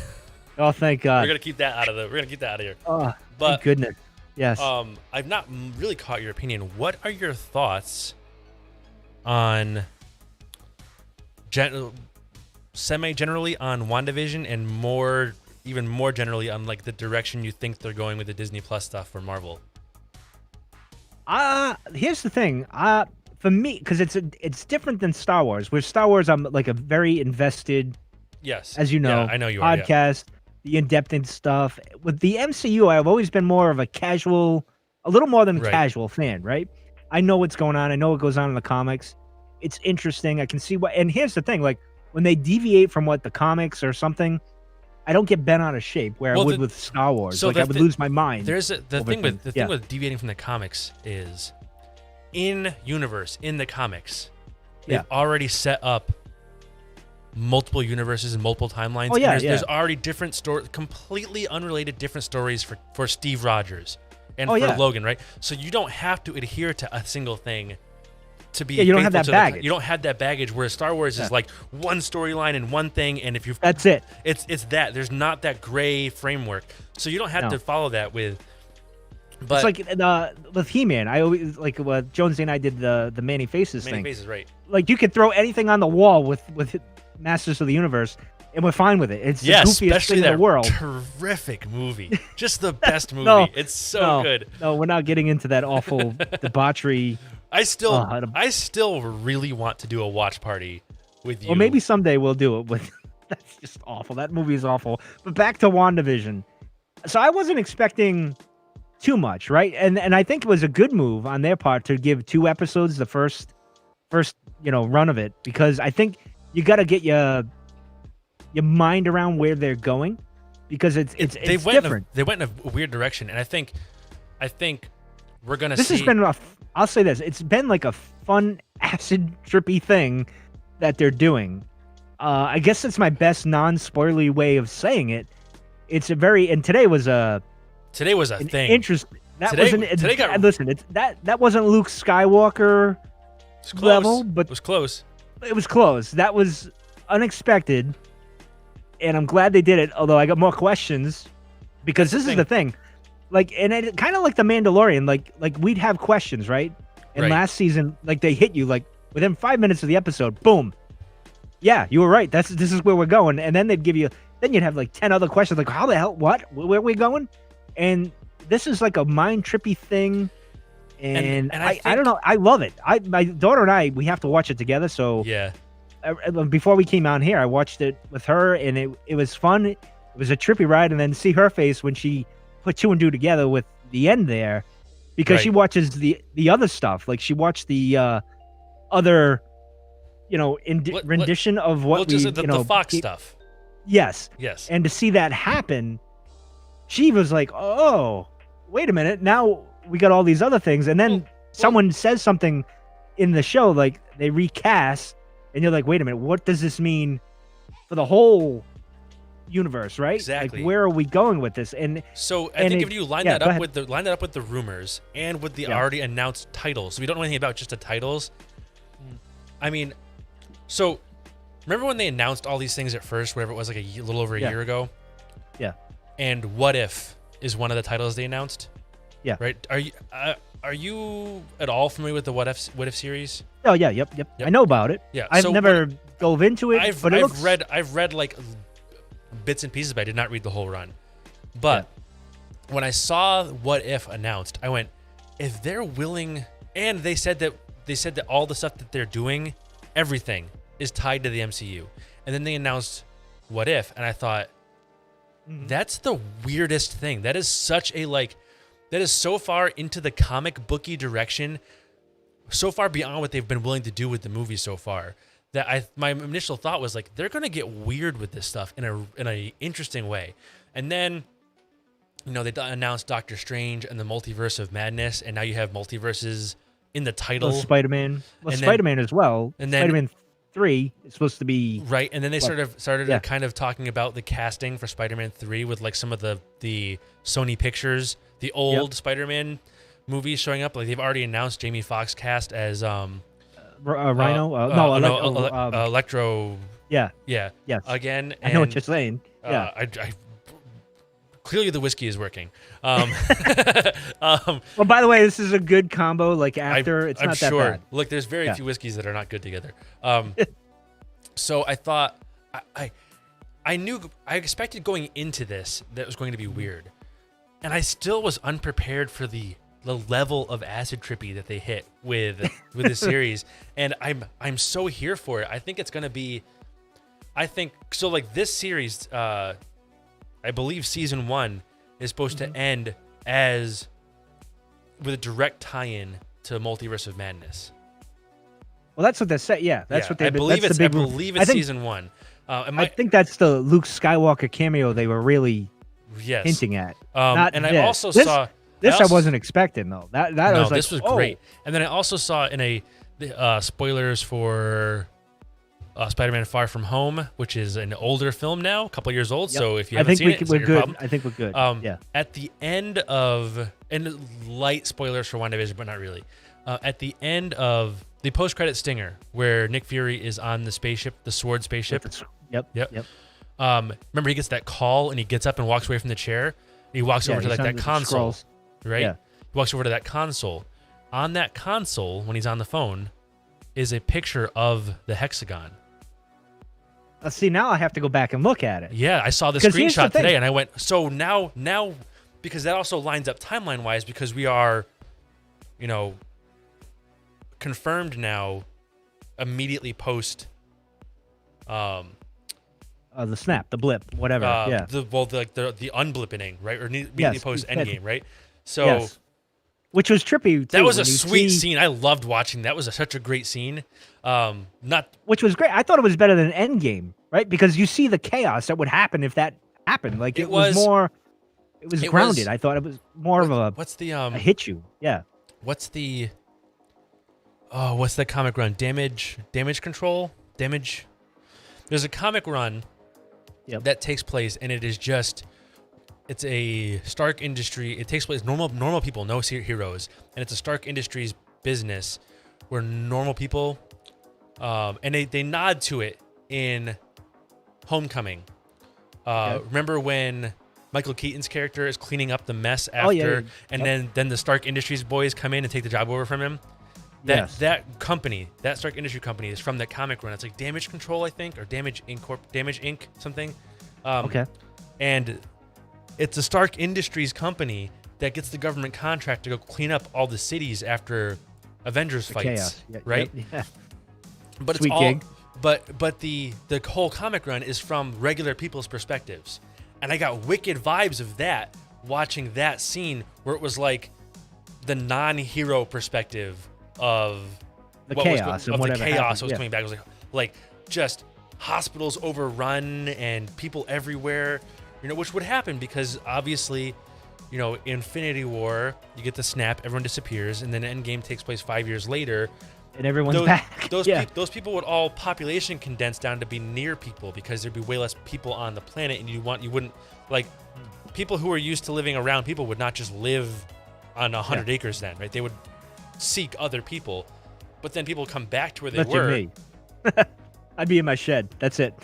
If you didn't get snapped, you'd probably be right where you were when it happened. Yeah, I wouldn't even know what happened. I'd Yeah. be like, "What? Where is everybody? so So that was peaceful out here." I thought that was a great perspective to add, but and we're getting a little spoilery, but my overall thought going forward is Well, the Winter Soldier, the Falcon and the Winter Soldier. confirmed in That's that. Yeah, so that's interesting. So confirmed in that, U.S. Agent is in there. The U.S. Yep. Agent is played by Kurt Russell's kid. Man, what's his name? I don't know his name, but I know. Um, Yeah. But in the comics, Steve Rogers comes back to take the shield away from U.S. Agent in a fight. And there's been a lot of talk all of a sudden about Chris Evans being in talks to come back, and I really want to know if they're going with like some multiverse thing, because remember, Endgame, right? Steve Rogers is all old and stuff, but there's a whole timeline of Steve Rogers where he's returning Infinity Stones, where they could totally pull him. Well, here's the thing with Steve. He's still got two of the time traveling the pimp things, right? The pimps, or what do they call that? The pips, whatever the pimp thing particles. yeah. Yes. He's still got. I think he still has he's two of them. He's time traveling around, returning the Infinity Stones at the end of Endgame, and then comes back as old Steve, right? He lives his life. That does not mean that he could not, like the time traveling Steve Rogers that's returning the Infinity Stones to where they came from, could totally be pulled out still young to show up somewhere else, right? The other thing too is, like, in the comics, Steve Rogers dies, and Doctor Strange goes into the Soul Stone and pulls him back out, and they reanimate a young Steve Rogers again. So that's there's multiple ways, but I do think there's a pretty good chance of.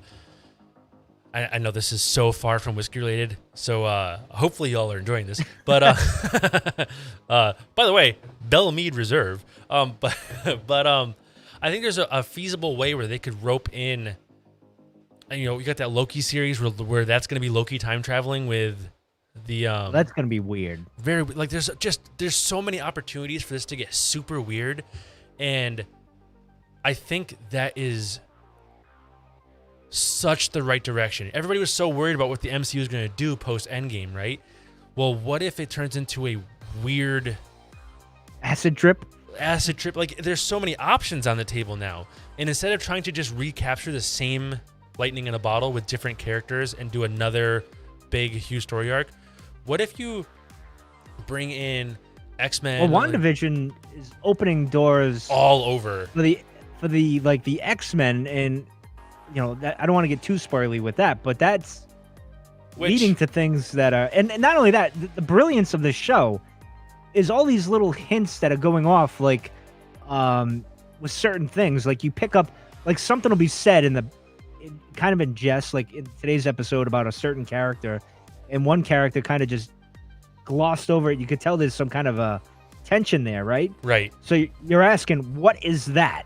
How is that going to lead into a movie or whatever it's going to be in the future or whatever? And there's so many little underlying things that are connecting that are amazing. And I'm glad it's kind of like the Filoniverse is the new thing that, like, everyone's talking about. Like, right. And it's funny, in the early days of the podcast, of the Cantina Cast, I would say it's different. You can't go MCU on this. You have to, like we just talked a few minutes ago, Star Wars is this one thing and you can't deviate. Well, now you kind of have to a little bit because of the sequel trilogy, in my opinion, for a lot of reasons. I mean, we won't get into that. I mean, that's a whole other argument we could talk about, but there was problems. We'll just leave it at that, in my opinion. Others may disagree, but they were going one way, then they went another way, then they went a completely different way at the end there. And now they're doing this, I don't want to call it a self-correction, but they're tying things in very well now with, like, the Mandalorian, the Space Ranger show, as I like to call it. I don't know what the name of it is off the top of my head. And of course, Acolytes and everything else. So it'll work out really well. I think I like that whole connecting of everything. And the MCU is just doing it very, like, they're doing WandaVision's like an acidy trip. And there's so many details into it. You got to pay attention, because if you don't, you're going to miss something. The attention to detail in Like the Sparky. in the MCU. Sparky. Ooh, that was rough. Yeah. The attention to detail in the MCU, and not just WandaVision, but overall in the MCU, It's a theme that runs through it, yeah. has been shockingly good. And I think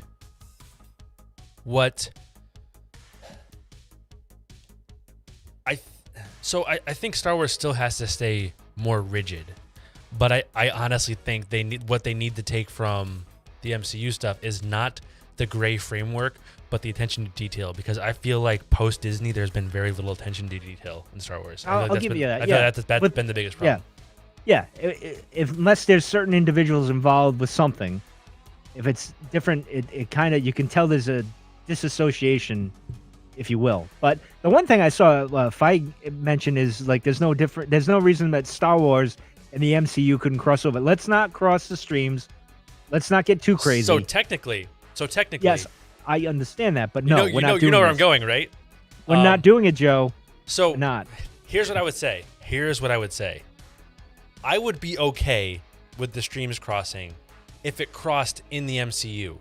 I would be very unhappy with MCU stuff showing up in Star Wars. Do you see the difference I'm saying? Well, yeah, I can see that. Yeah. You know what I mean? Like if we go through some like, let's just say we'll use Doctor Strange and Multiverse of Madness, which I don't think this would be the way we would do it because they say that's going to be a horror film, but which is more intriguing. I'm very intrigued by that. But let's just say we get a multiverse film, and we'll say MCU hero X is traveling through multiverses, and they get a cameo of Star Wars, something like that. It is in the Marvel universe, Star Wars, from the comics. I would like it but if we were in, if we're in like the Ahsoka show, and we get some kind of crazy Star Lord showing up, with the World Between Worlds shows up, and somehow we get Star Lord or something in there. I'm not down with that. That's a totally different round for me. I would, like I said, I'm okay with Star Wars or light references to Star Wars showing up in. I would like if you did it where Doctor Strange or probably Star Lord would sell it best if he goes through some kind of a multiverse and he's going through and he sees like the Emperor or something. He goes, "It's real." What I would like, because remember, Star Lord is a huge fanboy of our universe's media, right? I would love it if like somehow there's a cross. Like the way I would think would be fun if there was some kind of like crossover there, and Star Lord saw Luke and fanboy, oh my god, it's Luke Skywalker, and then like there's like a weird pregnant pause, and then the movie continues, right? Like I don't want it to dwell though. I don't want a quick thing, like he's going like quick thing. Like world between worlds type like thing. He's like warping in and out of different universes, and he gets like a half a second. He's like, "What? It's Luke Skywalker!" And then he gets pulled out, and you're just left with like, Luke being like, "Yeah." And then that's something it. like that. That's the most Star Wars I want to see crossover. Yeah, I don't really want to see it, but if they did it, like I think it would sell with Star Lord, and like going warping and be like, "Oh, it's real." Because he can play kind of thing. He can run that childlike wonder like that, like shock better than anybody else. So I think that would be fine. I still wouldn't love it, but I would be more okay with that, right? Yeah, you can't have. I agree with you. You can't have Star Wars crossing. Yeah, or MCU you can't have it Star going Wars, into Star Wars. But the other way, maybe you could pull something off. It would be a cash grab, though. I mean, honestly, I felt like. I know you're going to disagree with me on this one. I'm going to say it anyways. We never agree. We don't. I felt like the Luke Skywalker thing in Mandalorian was a cash grab. I felt like that wasn't. Yeah. That was not completely. That was not the. I don't think that was a decision made for the health of the story. That was a decision made for fan service. I don't think that was even the best decision for the story. I think it was a little bit of both.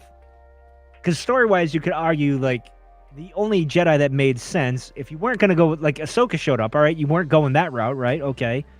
I think two better choices would have been, I think there's a few better choices. I think we have a couple Jedi roaming around from the games. Which I don't like anyway. I like just Luke being the Jedi, and that's it. I know, but we're past that. I know, we're past. You got to get over that. I get it. We've got a couple Jedi roaming around from the games that we know are last we saw out there.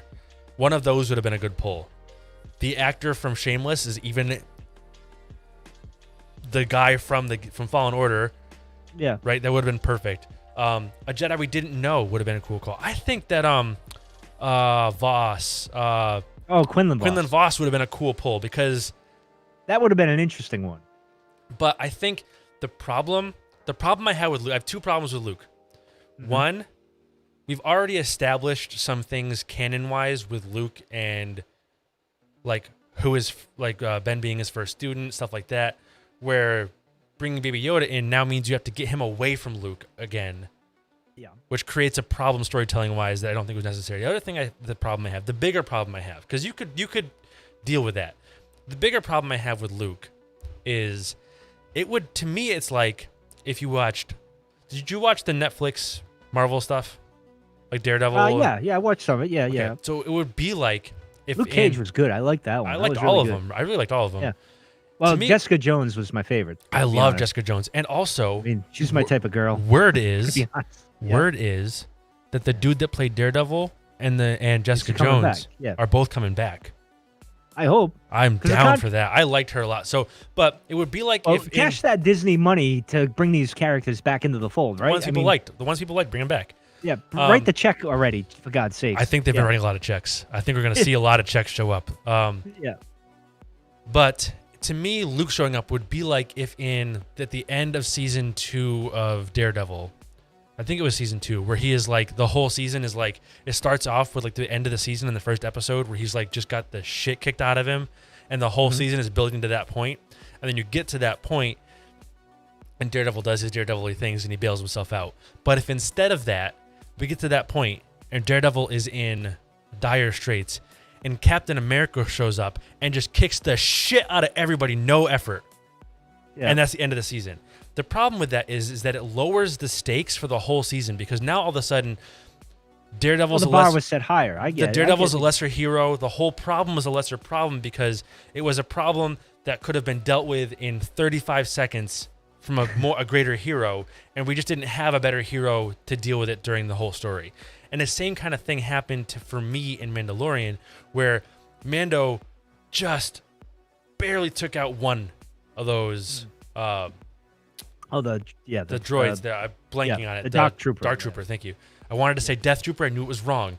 That's all right. Barely- Well, they were the Rock'em Sock'em The Death Rocket Trooper. yeah, barely took out one, and it was this dire situation, and the stakes were super high. The stakes were like, this is a problem, and Luke comes through and cuts through them as fast as Vader cut through the rebels at the end of Rogue One. I think you saw. I'm sure you saw that, Yeah. like side by side, right? Just Yeah. blew through them like they were nothing. And it made the whole thing feel like, oh, so Mando actually just sucks. There's not like... Well, it took I've so much said this team. And then before. the other thing is Luke's popularity outside of universe. Luke's popularity in our world meant that there was all kinds of consequences in that episode, right? Like the Darksaber issue between Bo-Katan and Mando, and now what happens with the kid, and all kinds of issues came up. What's going to happen with Gus Fring there, Moff Gideon, all those questions. But the only thing I heard anybody talk about for weeks after that show was Luke. It totally overshadowed everything else. Outside of our little very Star Wars centric circle, nobody talked about anything else. I will agree with you to a degree, because we talked about it, like when Boba Fett shows up, is he going to take away from Mando? And to be honest, it actually worked. Surprising, to be honest. Well, I didn't think it would. It only worked because they put Boba in a situation where he was Complimentary. He wasn't really complimentary. He was kind of less than in a small way, but he had his big moment. But he was in a compromised position, and they're exiting him as fast as they entered him. Right? He is out. But in fairness, you could say they did the same thing with Luke. He had his epic moment, and he left. But they didn't. I know, but the problem is that Luke is here, right? And this is what they had in the sequel trilogy. As JJ put, like, Luke Skywalker shows up, he overshadows everybody. Everybody. As soon as you see him, it's the only thing. He's a level of iconic that you can't look away from.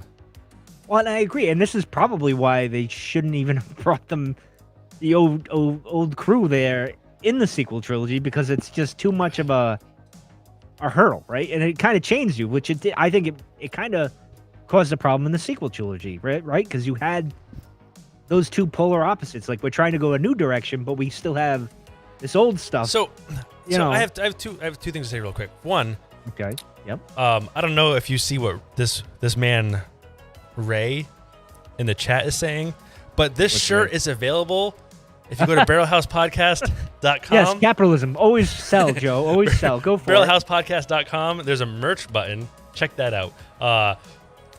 Go right ahead. And I promise you, your biceps will look as big as mine if you wear it. Well, then I gotta get one because I'm not. Yeah. So that's why I'm saying you're meant for a pipe, Joe. I'm just saying. The other thing.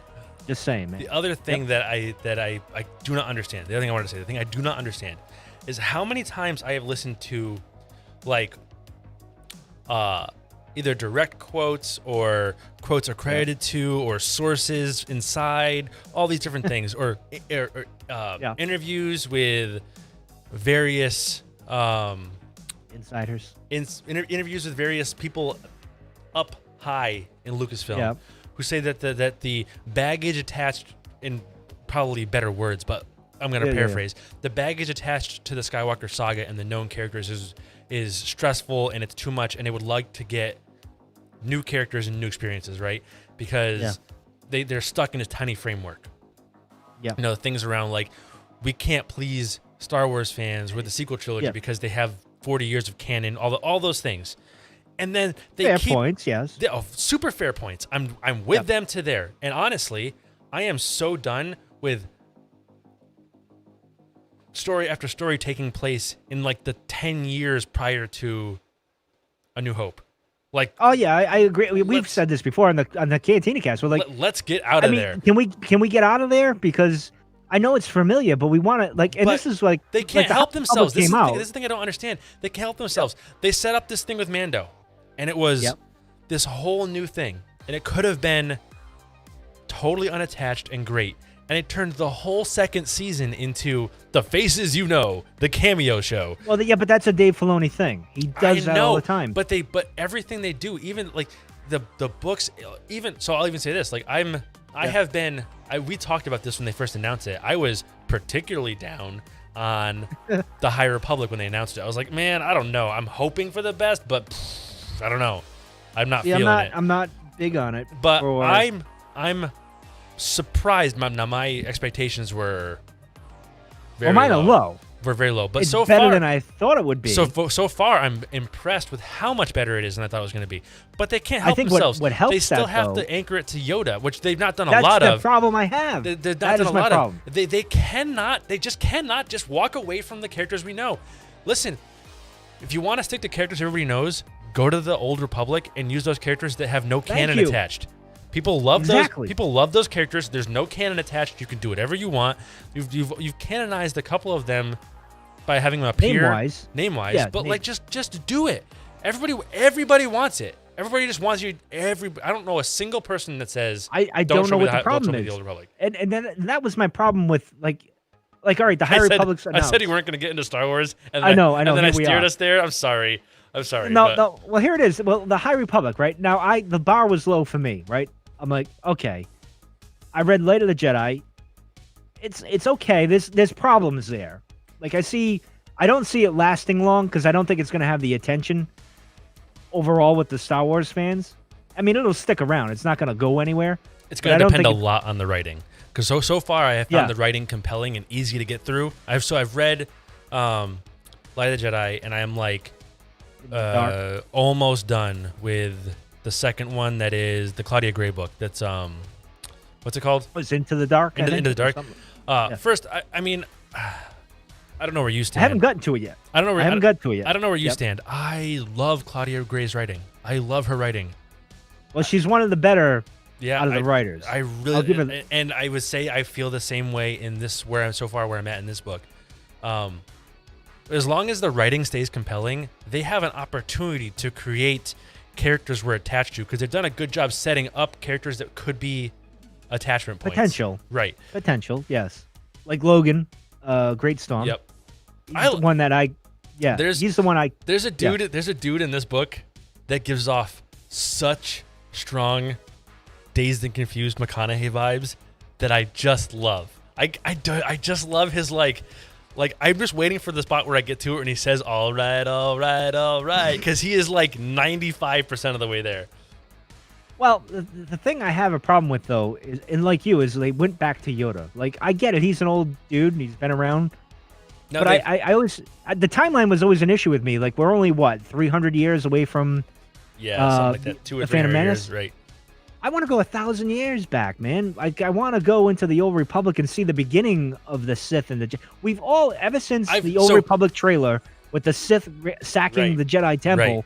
coming out, all the red lightsabers and all the Jedi. Give us that moment of all of them just clashing. I don't know if you remember this. Yeah. This goes way back. This was back to when I first joined. I think the whiskey's starting to talk now, Joe. You I might think get so. me to unload here tonight. It goes Albert back and to- Jonesy will be like, Listen, "Shut it off!" I'm going to shut this off at. If we go to 2 hours, I'm going to shut this off. We're getting pretty close. So Okay, uh, WandaVision. No, no. Way back when I first joined the Continue Cast Discord, and I was just that guy you didn't trust. that's everybody, Joe. That's I know. everybody. Yeah. I know. You know, there's like a month trial, and then I'm like, all right, all right, we can go with this. think yeah. it was a I'll little- give you a podcast now. I think Like, it was. here I think you it was a go. little faster than that, just because there was like 6 people there. Actually, there was four. four I when I think four, joined. Yeah. maybe four. Yeah, me, you, Albert, and some other dude that I'm not going to talk about. But Yeah. that's about and, it.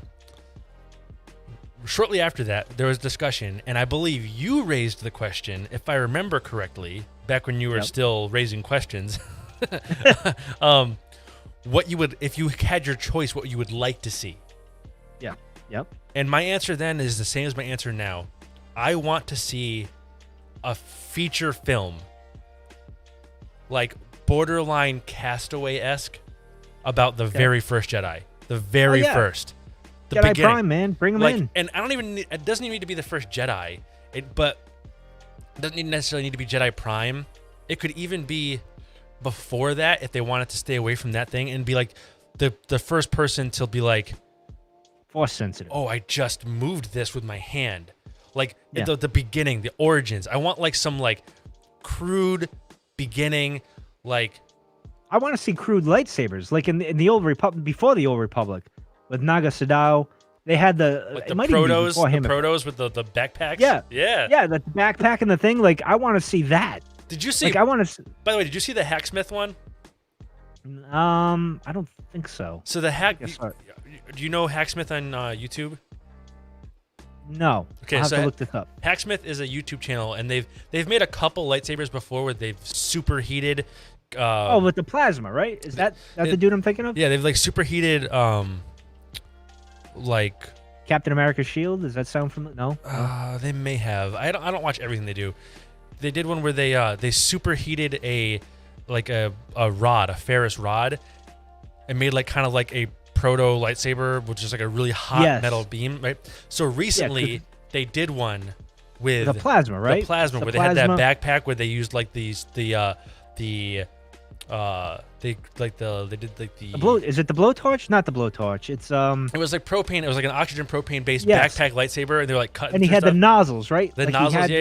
Yes. Um, Yes. I know what you're talking about. Yep. Super impressive how well that worked. Still wasn't quite a lightsaber, but it definitely crude. It was crude, but watching that gave me such vibes of some of those proto saber like this is kind of a lightsaber, but maybe not Kind all of the not, way. and I may die. It might blow up in my freaking hand. It did look dangerous. It looked real dangerous. That's what I mean. Like, I want to see that. Like, everybody wants to see Revan and Malik, Which I do want to Priscilla. see. all of them. Like, I want to see them. And it's different than like the old EU characters, right? Like Mara Jade, who I can't stand, and all that. Hi, Kara. I know you're upset now, but you know, all those like I've always had a love-hate with that. Listen, but I think yeah, I think we are gonna get that, and the only reason why I say we're gonna get this stuff is because the talk is no, Joe knows more than me, and I've talk- dealt and with this- it for 10 years. this is Star Wars related, but this is the video game industry, which is probably why I'm a little deeper here than you are, because I Yep. read those things a lot. Yep. The talk is that they are in the middle of a Knights of the Old Republic reboot, Yes. start ground up Yes. remake on that story with Revan and that. And yes, your light went out. I don't know what you clicked, but it's okay. I can still see you. Don't worry about it. Okay. All right. Yeah. No. You're I dark, hit but my second monitor. I hit like the cable, so it went out. Oh no. So I almost panicked. I'm like, did I just click something? So all right, You're we're still good. here, We're you're still good. here, You're still here. I don't think they do that if they're not going to flirt with bringing that stuff them to in. screen, right? That stuff's going to happen. And they've already said that the games are canon and whatnot. So I think Get Keanu to play Revan. Just do it. he would be so good. I mean, he would be good at it. I think he would be perfect. good for it. He's perfect. He's meant to be him. Oh, Just do it. okay. So Yeah. off of this, speaking of Keanu, Yeah. you played some Cyberpunk, right? Yes, I started. I didn't get that far, to be honest, because it was a mess at that point. I do want to go back and do it. So I was waiting for things to patch, get through it. So I haven't gotten too far because So I was I'm at gonna give you 2 tips. I gave these 2 tips. Don't buy it. Don't play it. What? No. So I had the Rona, and while I had the Yeah. Rona, I was stuck here. And while I Yeah. had the Rona, I put almost 100 hours into that game.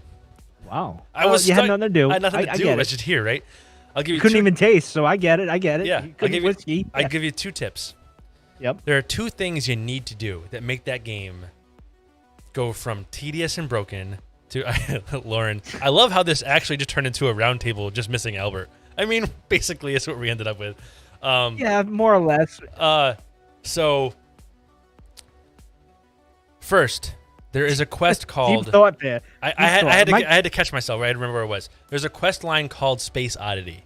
I posted Yep. about it in the Modern Discord. Games Discord, and nobody really picked up on it. But I got Josh, Film Appraisers, Yep. my co-host on Film Appraisers, to do both of these things and change the game for him. Okay. Space Oddity it's like it's a quick. You got to look up where to find it. It's one of those like question marks on the map, and Yeah, it's yeah. like a 10-minute quest, and the reward is a painting. Okay. The painting sells for $4,000 at Okay. any vendor, but you can buy it back from the vendor for $15. So you just keep buying and selling it, and you now have infinite money. And the economy Did is they fix that? It's not fixed Did they- yet. They've left that. Oh, all right. The economy is so Should get on this. the economy is so broken in that game that it creates these like barriers that you can't get through. You can't find a better weapon. You can't upgrade. You can't because you can't make enough money. I mean, I maxed my level out and I was still getting $2,000 for a mission reward, and like the legendary level implant for your arm is $65,000. It's like there's not enough time. I don't know how to do this. The economy's broken, but you do this. You just do the thing. You get the painting. You have unlimited money. It makes all that problem become Go away. no longer tedious, but it's fine. The other thing that you need to do, there is, I forget the name of the loop. If you look it up, it's not that hard to find. But if you go to Pacifica, it's called the Pacifica Loop. On the map, there's a region called Pacifica, Okay. and there is a loop starting at a clothing store that goes up the street, over a walk across bridge, over this road, around a building, Catwalk. like a catwalk, around a building, back down to the street, and then over to, it's like a square. It goes back down over to the clothing store, and it's filled with an enemy gang. Like there's just guys every like 10 feet, and they respawn by the time you get around, so you can just continue to do it.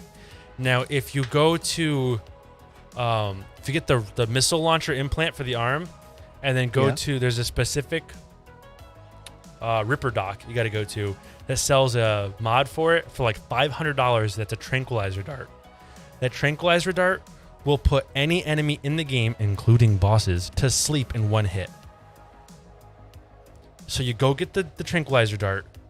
Yeah. You just run this loop and knock everybody out.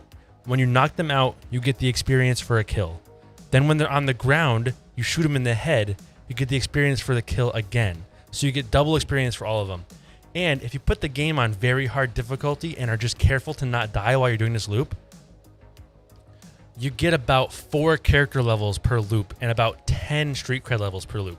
You can max your level in like 3 hours, or just pop in once in a while here and there and pick up levels. It's like the best. It's super fast speed farming for your levels. And it's not even cheating. It's just like running this loop that's in the game. And it gives you the ability, if you ever looked at the tech trees in that game, all of the fun stuff is at the very end. Everything up, when you're looking at the tech trees, everything is like, that's fine, that's fine, that's fine. whoa, that sounds like some next level bullshit. I want to do that, but you have to be like level 40 to get it, right? Yeah. So if you just do this loop a couple times, get all the EXP, get to the fun stuff, all of a sudden the game is like, you feel like this overpowered cyber god. You're like I have this is gonna speak to my sense of humor. Sorry, it's a little dark. You might like this though. Yeah, probably. I have a cyber, like a quick hack. You know the quick hacks? No. The quick hacks is like when you like on a PC it's tab. I think it's left bumper maybe on the Oh, console. yeah. And you like Okay. pick like like shock or whatever out of that. Yep. I have Yeah. a quick hack called suicide. And when you do it to a guy, he just starts going, no, stop! And his arm picks his gun out of his holster, and just slowly fights it, and he points it at his face, and then shoots himself in the face and kills himself against his own like will that. while he's screaming, which is really I do funny. like that. It's really funny when they're in a group because everybody's like, They all do it? no, they all panic watching this dude just lose control. But you get these like, and I have one like Contagion, which is like a damage over time. But when you're leveled up a bunch, it does a lot of damage over time, and it spreads rapidly. So you can like pop into a room, crouched, give one guy Contagion, and then pop back out of the room and watch them all just like get sick and die quickly. Like you just become this like cyber god, and it changes the way that game feels from like tedious and broken to like, oh, I'm just here to fuck shit up, and it's really fun. Well, see, I started playing it. I liked it. But then I ran into, it was like one of the first things, and I was doing whatever I was doing, but it was like broken. Like I did what I needed to do, but it wasn't, this isn't working. So they fixed almost all of those bugs that were like stopping you from progressing in missions. I hit a couple of those, and I had to like redo the mission 3 or 4 times in order for it to work. Yeah, this is like at the warehouse at the beginning. Right. Like at the very Yeah. start, and I'm like, why I killed you 10 times. Like it wasn't working. And so I stopped playing. I'm waiting for the bugs to get worked out or whatever. But I am all for cheating like that. I have to say, I will do that. I just got to find the time, to be honest, because Now, No. now none of these things. Yeah. Now, the painting is sort of cheating. That is taking advantage of a bug, but from a certain point of view, they're aware of it. They said they're aware of it, and they have chosen to not patch it out. So I'm gonna say it's a feature right now. Now, if you I want would go with that. if you want to cheat, which after I beat the game, I started cheating. The duping thing, that changes things to a next level, and it's super easy. If you go to, so I don't know what the buttons are. I think it's like probably the home button is escape. Okay. But if you go to any of the little like kiosk vendors, you know what I'm talking about? Yeah, Like, yeah. if you push open, like you push like the sell button and escape, which would probably sell in home on the controller if I had to guess. On PS4, so Yes, whatever. Probably this whatever touchpad, the sell pad and there? start, maybe whatever the pause menu is, Okay, yep. right? So you Is that option? I don't know if it's option. I don't know, options, but whatever anyway. options. You could look up to see what the buttons are. Yeah, I can find it. If you Yep. push at the exact same time, it like opens up the thing but doesn't save what you do all the way. So you can sell something and it doesn't remove from your inventory. So you sell it like 100 times, close it, open the store. Now there's 100 of them in the store for you to buy back. And you just, so I did that. I did that with the painting. So I have 20 copies of the painting and I sell 20 of the painting, then buy 20 back and then sell 20. And it's like quick work, right? Yep. But that will I get gotta you. find out if this is a thing in like Animal Crossing for my daughter. She Oh could do. God, Animal Crossing. That's- Oh, Yep. different game. You liked Spider-Man PS4 quite a bit, Yeah. right? Yeah, I Have- did. I completed. I haven't played it since. Have you To be touched honest. Miles Morales yet? I have not touched Miles yet. Are you waiting? want to. Are you waiting for PS5, or are you willing to play it on PS4? I'd play it on PS4. I So- don't have a problem. Like, here's the thing. I was all gun-ho like you. PS5, yeah. And I couldn't order one. like the So- bots. I Beat me gave to it. up. I gave up on the PS5, and then a week and a half ago, Walmart had them, and I just jumped on and bought it, and it just worked. Oh, I like they're out again. They went out again. I just got lucky. They Well, went is out. there problems with the system itself now? I haven't played a lot since Cyberpunk. Like I want to get into it, but I've been busy doing other things and contemplating the existence of life and all that stuff. So I haven't dove back into it. I've been actually playing a lot of Switch with my daughter, with Mario Odyssey. Did you see the new Mario game they announced? the 3D thing? The Mario Is it 3D World, Bowser's Fury. Yes. I am so into that. Oh, we're gonna play it. My daughter and I. I'm so excited. That's like I gotta it's say, also I like don't a know why week I away. I wanted. Here's the thing. I wasn't gonna get the Switch. I couldn't find it during Christmas. It was so I got hard lucky. to find. I got lucky with GameStop, so I had to buy the GameStop, glasses. fulfilling dreams all of 2020, Yeah, 2021. well, right? yes, I'm all for them. They had the glasses that came with it, Mario, Peach, and Luigi. Right. So I'm like, all right, this is the only way I can get it for Christmas for my daughter, and I did that. And my wife was like mad because she loves the thing now. So I'm like, well, this is my way of getting her into the games.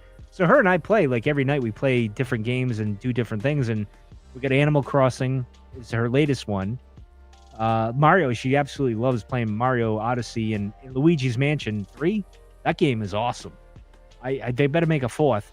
But I saw what you're talking about. I think like a week ago. Like it kind of, I think the trailer came out like a week ago or something like that. And I saw it. I'm like, and she's all excited to get it. So I'm like, I've been into it like an Odyssey kick lately. So Odyssey I'm even contemplating getting was really good. I'm contemplating getting the Switch Lite for myself now. I be kind honest. of want a Switch Lite, even though I have a Switch. I'm not going to do it because I have a perfectly Yeah. fine Switch. But the battery life is supposed to be like, I have a first gen Switch, and the battery life Yeah. on the Lite is supposed to be like 3 times longer. Yeah. So I might do that because the games are actually fun. I don't know. It's just it's a good little system. I like it. It's an interesting concept. What they're doing, but my daughter loves it. So Switch is kind of the thing going on right now with me and her playing video games. Like we take turns. We try to. The beauty is that we're trying to. It reminds me of me and my brother when we were playing Legends of Zelda back in the day, and we're trying to find certain things and we're trying to figure it out together. Like he takes a turn, I take a turn. Now we're doing the same thing, my daughter and I. So it's pretty cool. So Yeah. you know. Have you dug into? Do you have the Nintendo Switch Online thing, the service? We did the trial run. I haven't upped it yet. I do want to do it again. Have you Morgan looked? wants. Have you Yep. dug into? So I don't know if you saw the online service comes with those 2 virtual consoles, the SNES and the NES Virtual Console. Oh yeah, I had the. Yeah, I did that. Yeah, did that. there I- are some The net. banger old games that run so good. I played it so much of like original Zelda and stuff on that, just like hammering out those old games. I did that. It was a wild It's a- trip, and my daughter's yeah. like, "What is this?" I'm like, "This game, you have no idea." These like are the this, games. These are the games that formed us. Exactly. I'm like, my brother and I, we played this. This was like a thing for like months of him and I trying to figure out the secret passages and all these other things, and it was awesome. And Morgan's like, "What the hell?" She loves Mario. That's her jam. But like that, and then Metroid and all those other things. Like Metroid, I did man, I have. played so much of the Metroid on Game Boy. I really want them to put the Game Boy Virtual Game Boy. Console on there because I played, like, just because of availability to me, I played so much more original big brick Game Boy Oh yeah, than I yeah, did yeah, anything yeah. else. I remember that. I have so many fond memories of those games, and I would love to go back to them. Well, hopefully they'll do it. I'm sure they will. I hear they're working on the N64, but they're having trouble with performance. Well, in It's time. I'm hard sure to. they'll I mean, get it it's right. hard to like. People don't realize how much work, how much processing power it takes to emulate some of those old consoles because those consoles had like weird proprietary system chips that ran in a weird way. It's not just like well, that was only 30 or 64 bit. Oh, it was its own thing. It was like a proprietary chip on a different architecture that needs to be emulated in a virtual environment. It's like it is not the same as just being like 64 bits. Like they still like emulation right now is like struggling with like the Xbox. Like you're trying to get the Xbox stuff to work.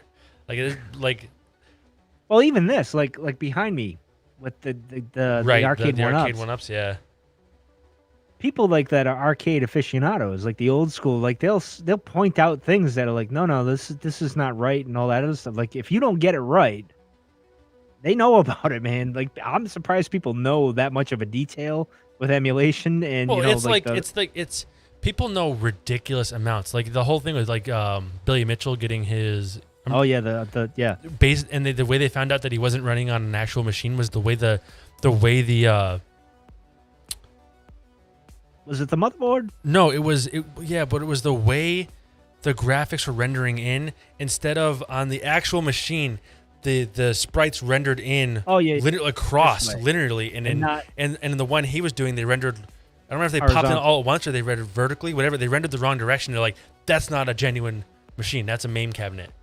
Yeah. That's not. That's emulated. That's not. That's like that's a crazy ass thing to be able to pick up. Out of nowhere. Like Ju- no ju- one would have. Somebody is frame by frame analyzing that footage and knows they're looking at it. That's craziness. That's a level of I would not get into. Like, but you know, I don't know. I mean, it's still a good run. I mean, I wouldn't be able to do that, emulation or not. I mean, but anyway. No. I mean, that's the thing. Like the thing that they're trying to say. Look, everything I've heard about Billy Mitchell says he's kind of a shitty person and deserves to have his title stripped anyway. Yeah. But I don't know the man, so whatever. That could Yeah. all be wrong. The thing that they're trying to assert is that because it was emulated, he could have been modifying timing or health. Like there's all kinds of things he could have been cheating on. You know what I mean? The little details. I get it. You know. But it's crazy that people know enough to pick that stuff out. I don't. Yeah. Like people regularly say like, how do you know all of this? And I feel like when I look at the people who actually know a lot on the internet, I'm like, I'm an idiot. I don't know anything. Well, here's the thing. I always gone with the theory of like being always be the student, never the master, which means I know a little bit of this, a little bit of that. I don't know the full, like I'll get into this, that, and the other, but I don't take it to the level of mastery, right? Like I know like the arcade one-ups. I know some a bit about gaming, like the arcade stuff, Right. but I don't take it. My friend Retro Ralph, who's got it like knowledge off the charts. I'm just like a regular Joe Schmo playing these emulators, right? So I kind of stay with the student, not the master thing, but I do it in a different approach than you. I dig super deep into the things I'm interested in. I mean, like you've pointed it out before, like to stay on topic with the whiskey, right? I dig so hard into it, but I never ever look at myself like the master. As the master. I get you. I may know a lot more than most people on a subject, but I'm still like, no, I have a lot to learn. There's so much I don't know. Like regardless of whether or not I'm in, you know, I get in this argument, or not argument, but in this discussion with like one of my buddies at work that lifts, or I'll be like, dude, bro, you're super strong, and I'll think like, well, I'm stronger than you, but there are so many people that are stronger than me. Like That's the Joe He-Man I know. Yeah, the Joe He-Man. I just I never put myself in that like level. That level. Like, sure, I can deadlift near 700 pounds. There are people who can deadlift 1,100 pounds. Totally do 100. You could probably do 2. You could probably do 200. Maybe. There On a good day. There are people who can do 1,100 pounds. I mean, the 700 bar is- itself is like what, 20 pounds? I probably can't even lift that. I mean, it's 40. It's 45. But you could pick. Well, that there up. you go. I can't do You that. could I pick can't that do that. It's But like too heavy. there's a I don't know. I guess I set higher bars for what mastery is than most people do. Maybe that's the thing. That's fair. That's fair. Like even like I know a lot about Star Wars, but I still feel like I don't know. It's almost Dude, impossible to know it, especially now. Not to like, but whatever. Entirely to toot his horn. I still cannot believe the shit Albert pulls out just randomly about random topics. Yeah, with the basement, he pulls out. That man knows crazy things stuff. he should not know about things he should not know anything about. It's crazy. He should be on Jeopardy. Like he should have gone on I Jeopardy. bet he would do really well as long as it was like nerd focused. I don't know. I think I think He does have he he does have a lot of general knowledge too. He'd probably do really well. I think he would do well. I think he would. Surprisingly. I just poured a little bit. You'll approve of this. of my Wyoming whiskey private stock. Oh, I like that. This I didn't get that. This is I got double cask, but I didn't get that. This is the Distiller's Select. This is I a didn't get single that barrel one. selection, 51.4% alcohol. This is the liquor store near me. To be more on topic for a second here, Liquor Depot. I stop on my way home from work every Friday. I've gotten better about not buying something every time I stop. That's a good rule to get. But they do barrel picks, and I know I've mentioned barrel picks before with you. Yep. They do barrel picks, and whoever's doing their barrel picks, whoever's doing the tasting for their barrel picks, has a tremendous palate. They're really good. And their barrel picks, they usually get updated with a few new bottles every Friday. I stop and see if there's anything I like. That's one of their barrel picks, and man, is it good! It's so much better than, I mean, not like their double cask and straight bourbon is delicious, but this is like a whole new level. It's really great. And I'm gonna have to hunt that down now because Wyoming was like my surprise during the quarantine of 2020, right? Like that was like I remember when I ordered that. I was they like, weren't even on my radar, and you kept saying you wanted to try them. You heard about them, you wanted to Yeah. try them, and then I stumbled across them, and I was like, I'm gonna buy that, and I bought it and tried it, and I was like, Mike, you should buy it. You gotta find yeah, it. and It's I did, so well, I good. You gotta tried. find it. I got the double cask, and that was all I could get at the point because I think it was I honestly think from what I know about your palate, which is not a lot, but we've discussed whiskeys. I think you're going to like the double cask more than the rest of what I've had of their line, because the double cask has that sherry. It's sherry, yeah, sure, sherry. For a second there, I couldn't remember if it was port or sherry. Double cask has that sherry finish on it that gives it like a brighter, sweeter kind of vibe to it, a little fruitier, sweeter. And you tend, like when I asked you what you liked about Buffalo Trace, it was the things you mentioned kind of fell in that range, that the sweeter range. The whiskeys you've mentioned, and I looked them up that you like that I have had or haven't had, have all kind of been in that slightly sweeter range, not sweetened. Not like sugary, sweeter, but yeah, sweeter, like just sweeter profile. And I think double cask falls into that. Now you might like the bourbon, but the regular bourbon is a drier and oakier than the double cask. It's not as like fruity, sweet forward as the double cask. The double cask, I would say, not complex. The sherry to me wiped out a lot of the complexity of the bourbon, but it is so drinkable. It's so sweet and easy, and it's delicious. It's just not complex. Which, like, whatever. Like, to me, like, there's two modes for drinking. Look at us. I just transferred back on topic so seamlessly, and then I had to call it out. See, you've come a long way as a podcaster, Joe. Right? I was so bad when I started. We all were. So, I have two thoughts. I have listened to the early episodes, by the way. No, why did Albert get those for you? I've heard clips. Oh, clips. Albert, I don't know where he got them from, but he went into dark depths of the internet to get those. You shared a folder with him that had them. That's how we got them. I don't believe I did that. Did I? I think you did. I think that's how that happened. No. He has some website because the internet is forever. Forever. That's true. He's probably on like archive.org or something, right? Something like that. I don't know what he did, but he found it, and I want to kill him for it. But I actually have my computer that has the original 21 episodes on it. Someday, and I even contemplated because it's 10 years this year. I honestly think, right, and not for like hey, I want to dunk on Mike. Not that. I honestly think you should yes, just. You do. No, I don't. Like I dunk on you whether you deserve it or not. That's not. That's I don't. true. I don't need. Yes. I don't need material. If I ever need to be knocked down my pedestal, I just call you, and you sure to put I'm me good down. for it. Yeah. I do think you should release them. I think you should. I think you should because for two reasons. It's like the holiday special. It's never gonna happen. The holiday special, sure. People love it, and maybe in a different way. But like, I think. It's irrelevant now. It's irrelevant because of the game and everything else. It was just it was a different time. Irrelevant or not, I think you will find that people identify with it.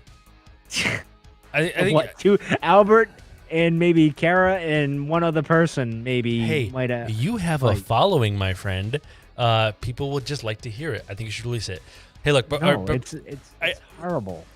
we gotta wind this down. But just a couple of thoughts here, quick. First, I find the challenge that the Barrel House has given me with doing this all by myself to be really, it's rewarding, but it's also difficult.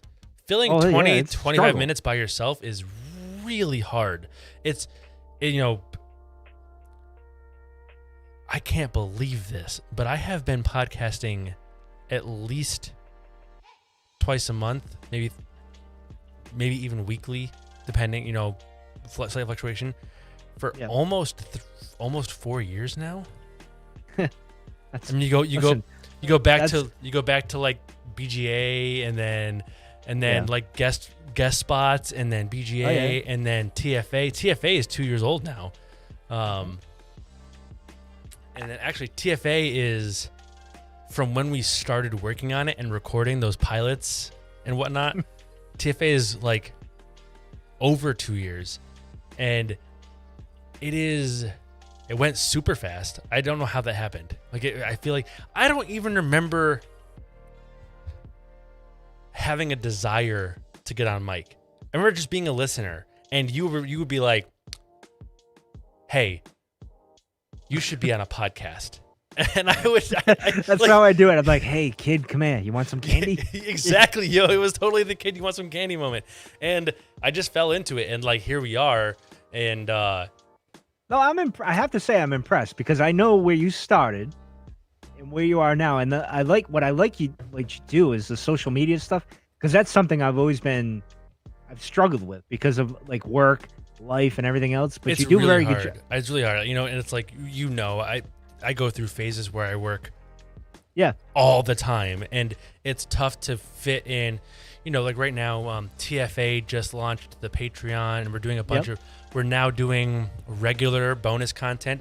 By the way, all of you watching the Film Appraisers, great film podcast. I'm on it. It's great. Josh is on it. We have a Patreon now. You should totally go to eaglemedia.com/TFA and check that out.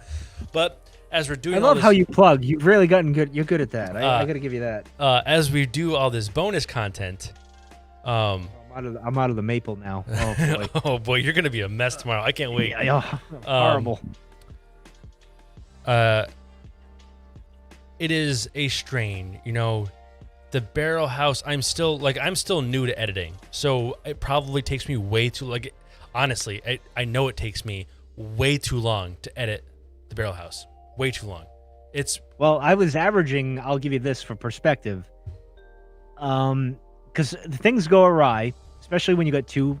Well, when you're one person, I know this from experience. It's not so bad because you can edit yourself. You know where you flubbed and what you need to do. But when you're editing 2, sometimes 3 people, that's like 3 hours of your time you ain't getting back, man. And if there's a snag anywhere in that problem, like with a recording, and then like if you have your digital audio workstation, shit the bed on you in the middle of doing all that, you want to just go strangle someone.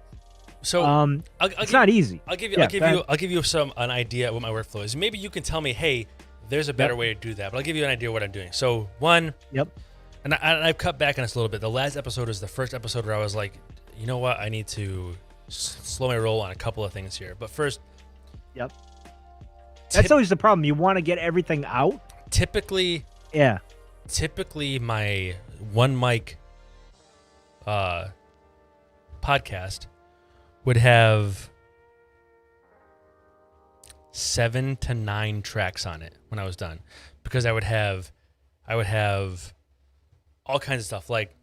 So I'd have my vocal track, then I would have the track where I have I'm gonna record, taking the thing off, so that's a clean take of the cork. Then I have a clean take of. Which I think you're trying to be too clean. That's the problem. I have a well, even still, I don't want to do it while I'm recording because I don't want to create. Oh, I bumped the mic. I don't want any problems like that. So Yeah. So I have a take of pouring whiskey into a glass that you hear every episode, and I like the little details. I like the here's the sound, right?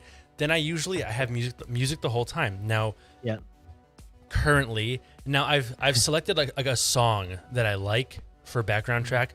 Previously, I was going and searching through hundreds of songs. Oh, I've been there. Yeah, that's always fun. Finding a song that I liked that matched the whiskey of the episode, and I was picking a different song for every episode to play as the background track. Oh, that's too much detail, man. Oh, man. You're gonna kill yourself. Well, you have to streamline. That's like so. like I've stopped. I've got a song, and actually, that song is on this playlist. And I can play it right now while we're talking.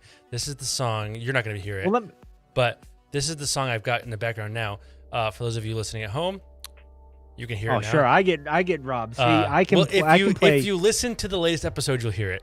Okay. Well, I will, because actually, you should be honored, because one of the few podcasts I actually listen to is yours in the shed. You know what's funny? You're gonna hate me for this. Oh, I'm sure you don't listen to any of them. No, I listen to all of the podcasts on the network, all of them. But You're a good man, Joe. But I also call you out for not listening to the Film Appraisers. I know you do. Regularly on the show. I know you do. You mentioned it in Discord. I know you do. On the podcast while recording, I regularly say, Mike's not going to hear this, so, and then I say something because I know you don't listen. Listen, I'll tell you this. What I tend to do, because I've gotten heat for it before, like not listening to people's podcasts, I typically listen in a batch. Like I'll go a couple of months, and then I get, what do you call it? Binge listen, if you will. Right. So I'll do that. But yours is one of the ones that I play in the shed because it's whiskey and it relates to the pipe smoking, and it's short. To be honest, I mean, it's honestly, I keep it short intentionally, and honestly, you have to. I think you have to when you're a one-man show. I think if you go more than 40 minutes. And I learned this when I did the Mando Monday and whatever else I did. I can't even remember off the top of my head. That's a struggle for me, and I've been doing this for 10 years. It's still a struggle for me. You actually do it better than I do. I have to admit. Man, I don't know. No. I think you do. I think you do a better job, especially from the first episode of Barrel House to now. You're more relaxed and fun. So what I'm trying to do, and here's for those of you still watching, the whole one of you. Actually. Concurrent right now, we have 3. Our peak was like 12 or something, but right now we're at 3. So the 3 of you still here. Thank you. Yes, thank you. What I'm trying to do is I've been playing around with the format a little bit back and forth. What I want to do is have a casual conversation as the whole episode flows, and weave the tasting notes in to the conversation. This last episode, I tried doing all casual conversation at the beginning and the tasting notes at the end. I didn't like that as much. It's difficult to I mean, to be honest, it's difficult to kind of half script a show and then be casual the whole time through. Yeah. I don't want to say... It's funny, my friend, Alyssa, who's doing the serial killing podcast, she scripts everything out, and I hate to put her on the spot like that. She does that. I'm a free flow kind of thing. It seems like you're like a in between kind of. I bullet point everything to make sure I don't miss anything. Well, that's what I do. I bullet point. But I run, and then what I do is, so I bullet point everything. Yeah. And then I write a full script. Mm-hmm. Like every word, a full script for the whole episode. Yeah. I do this for film appraisers too, by the way. And then You're so professional, unlike myself. Well, just because. So what I do is I write the full script just because what I want to do is I want to run through all of my thoughts, start to finish, and see what bullet points I don't really need and which ones I'm missing. And then I pull those bullet points and put them in my notes, and then I just delete the script. I don't use the script. I just write through the whole script to That's not a bad method. To get my thoughts out. Mm-hmm. Which is probably the most time-consuming way to do this. But I just... the only time I ever leave full scripted sentences is if I stumble across a joke I think is particularly funny and I don't want to miss it. right? I want to make sure I get That's the fair. joke in. That's fair, Like, though. oh, I That's not wrote bad. a fucking good joke, and then I moved that into the notes. But other than that, I just scripted out to get all of my thoughts out to make sure I'm getting like an honest expression of myself. And then it's just bullet points when I actually record. Well, back to your original point of this, like editing and everything. The only thing I'd suggest for you, is maybe getting a mixer that plays the sound effects, and not so Yeah, much on the computer because like when I want to do a mixer or something that has like all the sounds and stuff live, but genuinely, we're talking hundreds of dollars out of my current budget. But someday, which is maybe. fair. Someday, maybe. Which is fair. It's on my list. The only thing I would suggest is maybe there is a few apps out there where if you have a tablet or a phone, you can plug it in and use it. I tried some of that, and I found it. Didn't work. I found it. Idiot. It works, but I found it too cumbersome. Right? Like it's not. That's fair because when we were doing the Cantina Cast, at one point I was doing that. Like I had my interface and then I had my tablet with the app mixing into the interface, and it wasn't the best thing. Now what I have now works awesome. I love it. Like I can play my little sound. I don't think you can hear it now. Oh, there we go. Yeah, little I can hear X-Files. Yes. So I have that, and it's great.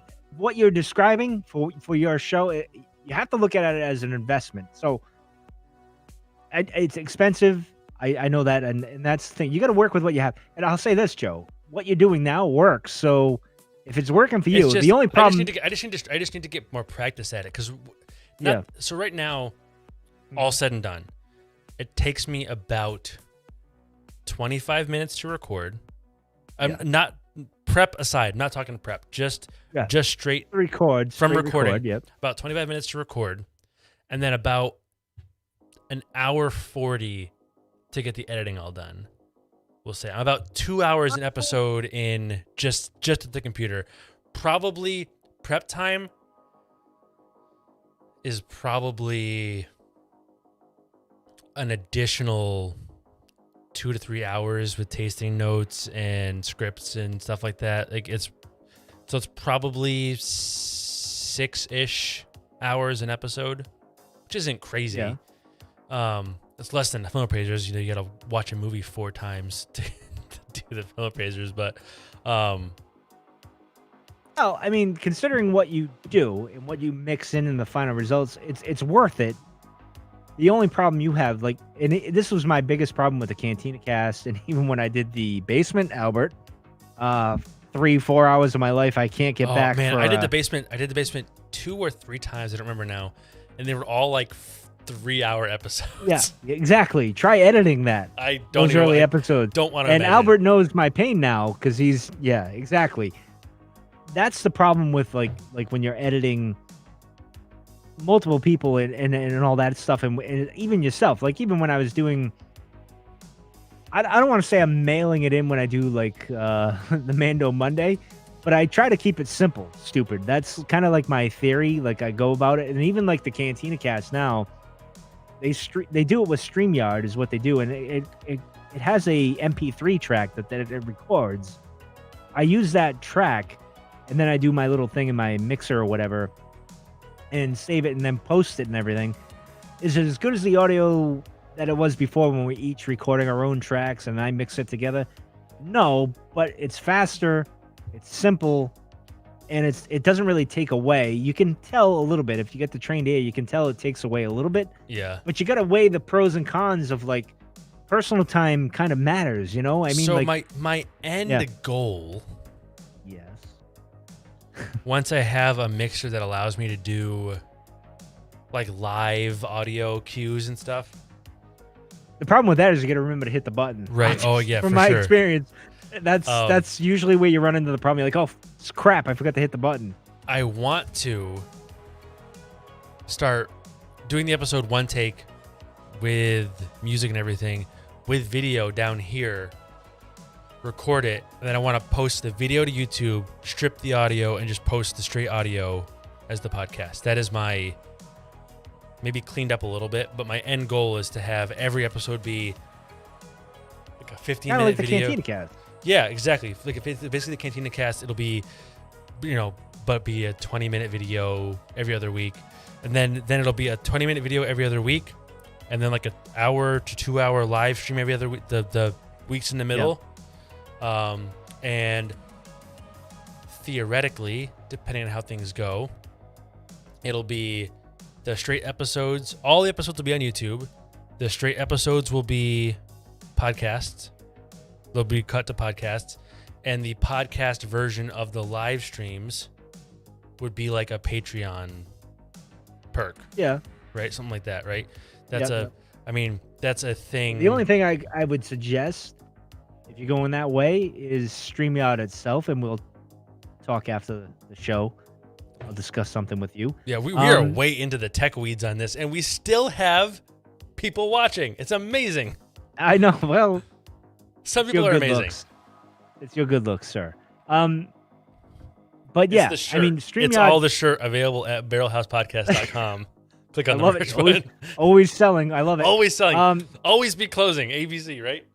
Yes, but with StreamYard, and there's others out there. StreamYard is what we use with the Cantina Cast. Is it records your video, or you can stream like we do to multiple sources, right? And the other thing is it records an audio track where it saves it for like 7 days, and then you can download it and then use that audio. It streamlines things so you get the best of both worlds. You get your video for YouTube, and then you get your audio for your podcasts and whatever else. So there's that. I mean, just to think about. I mean, YouTube does a similar thing where you can download the audio. You can download the audio, which is probably, as a single camera, single mic thing, probably just fine. StreamYard, I think, is probably better for multiple sources, right? Yeah. But I intend on. I already talked to. You're aware of. You've conversed with my buddy Greg. He's been in the Discord on and off before. You may recognize him as Gene Simmons. He was Gene Simmons in the Discord. Oh yeah. Right. Oh yes. He is going to be a guest on this next week or the week after, probably, or next show or the show after. And I intend on hitting you up to be back semi-regularly. Hey. I would like this to be at least minimum, as this goes on, minimum 50% of the time with a guest. Yeah. Right. And I figure we're running into like the basement territory now. Like we're well into lengthwise we are very long. I intend we are at 2:23 right now, and we're about to wrap up, so don't worry. In the future, yeah, this is my first guest, so we ran long. It's fine. In the future, it's probably gonna be an hour. Is my goal target an hour? Because we could blow through an hour easy, super fast. And we didn't even finish on WandaVision, to be honest. But I know. That's for another time. Which, honestly, you're invited back. Like I just said, we're gonna be bringing you back in, whether you like it or not. Thank you. That's what happens with me. I miss doing roundtable, and you don't want to do it anymore. So I'm gonna get my fill here. You're pigeonholing me into this. All right, okay. Well, it's not that I don't want to do it. It's just there's got to be a better way of doing it. But we'll discuss that at some point. I mean, I'm on my sabbatical of I'm working on I'm with a horse with no name, walking through the desert, whatever the hell. Yeah, but I can still rope you into whiskey. Probably, I bet you I can get you once a month. Maybe. I bet you I can get you once a month. Maybe. Listen, you say I'm going maybe to concentrate now, on the podcast and I want to do, for God's sakes. I'll tell you. I'll say this. I'll bet you if I can guarantee like no more than an hour and 10, I can get you once a month. You can say maybe all you want right now, but I'll bet you if in 2 weeks I say, hey, this is like you're strong arming me. look, I know you have a hard time saying no to me, right? Well, that baby face, I can't help myself, So that's my goal going forward is for this to be most of the time. I would like it to be either a guest episode live stream Yeah. or like a A/B comparison. I'm gonna put like a war. I'm gonna put Bellmead. Bellmead as a MGP whiskey. I'm gonna put that against Redemption, another MGP whiskey from a different label, right? Do like a Yeah. let's put these two whiskey so it's going to typically be that's where I like to get. I have probably 4 people lined up. Albert won't be one of them. I don't think Albert Won't be one of them. No. I have like probably 4 people. I know who I want to reach out to, and I have not discussed this with anybody yet. So do not take this as any kind of indication this will ever happen. I would love to get Will on here. Will? Oh yes, that would be. I would tune in for that. Really fun. I wouldn't tune in for me, but I would tune in for Will. He's the man, the life of the party. I got to say that. Really fun. And at an hour shot, it's. Well, that'll be a 3-hour show with Will because Will's gonna. He talks a lot. He's great. But I like to get this to be like a more commonly a guest thing. At someday, we're gonna shoot one of these with you standing in here. I would look. Well, here's the problem I have right now. I don't even know if I can make it to work on Monday, but my heater core is probably shot in my Jeep. So that's a Jeep thing. So the temperature reading it's a Jeep is. thing. Stop it! I've been flirting with disaster for like far too long with the temperature read. The coolant's going the wrong direction. It's rather a fun game to play with the Jeep, but I don't have to go too far considering where I am and everything. So once that's fixed, once the spring comes, I would actually I have ideas for you to come on my YouTube channel to do things. Yeah, you mentioned it, and I'm totally down for that. I know he's more of a craft beery guy, but I'd like to get actually 2 of them. I was gonna say Jonesy. I'd like to get Jonesy on here for one. But I know he dabbles a little bit, and also we all dabble. Y'all dabble. I thought of just now. I thought Colin True, who's been on Film Pages a couple times. Oh yeah, he's a craft beery guy too. But I think it'd still be fun to have on for I was just on his show that he had like back in Christmas, so that's fun. I did his show, and we had a right before you, I think. Yep. And I think so. We had a little bit Christmas. I was before. Yeah, I was before that. We had a little bit of a technical concern, so we're gonna re-record mine. We just haven't gotten to it yet. Because I'm working a bunch again. But I'm gonna. The goal is to get that re-recorded in February. But I'd like to rotate some people through. I think this is more fun than just watching me drink whiskey. Although I did enjoy. I don't know if you caught any of it. Probably not, because you don't watch your own network's streams. But I did. I love how you just yell at me. You're such a jerk, Mike. Like I can't. You run the thing, but you don't watch anything or listen to anything. You're such a jerk. Look, someone's got to do it. Look, I'm not afraid to do it. But well, nobody should be. I mean, I'm very approachable, Joe. No, you're not. But I'm not afraid of you. So I know I'm the Dark Lord of podcasting, according to Albert. But I'm very lovable. I did the last live stream I did was a budget face-off, and I stopped on my way home from work on a Friday, and I bought 7 whiskeys that were all less than $20 a piece. Some of them were as low as $9. What did you get? Paint thinner? What did you do? But I accidentally discovered a trend, and since you didn't watch the last stream, I'll show you the trend. I'm not gonna drink. I'm not drinking these whiskeys again. But I love it how you just sneak it in. Since you didn't watch, I will demonstrate for you.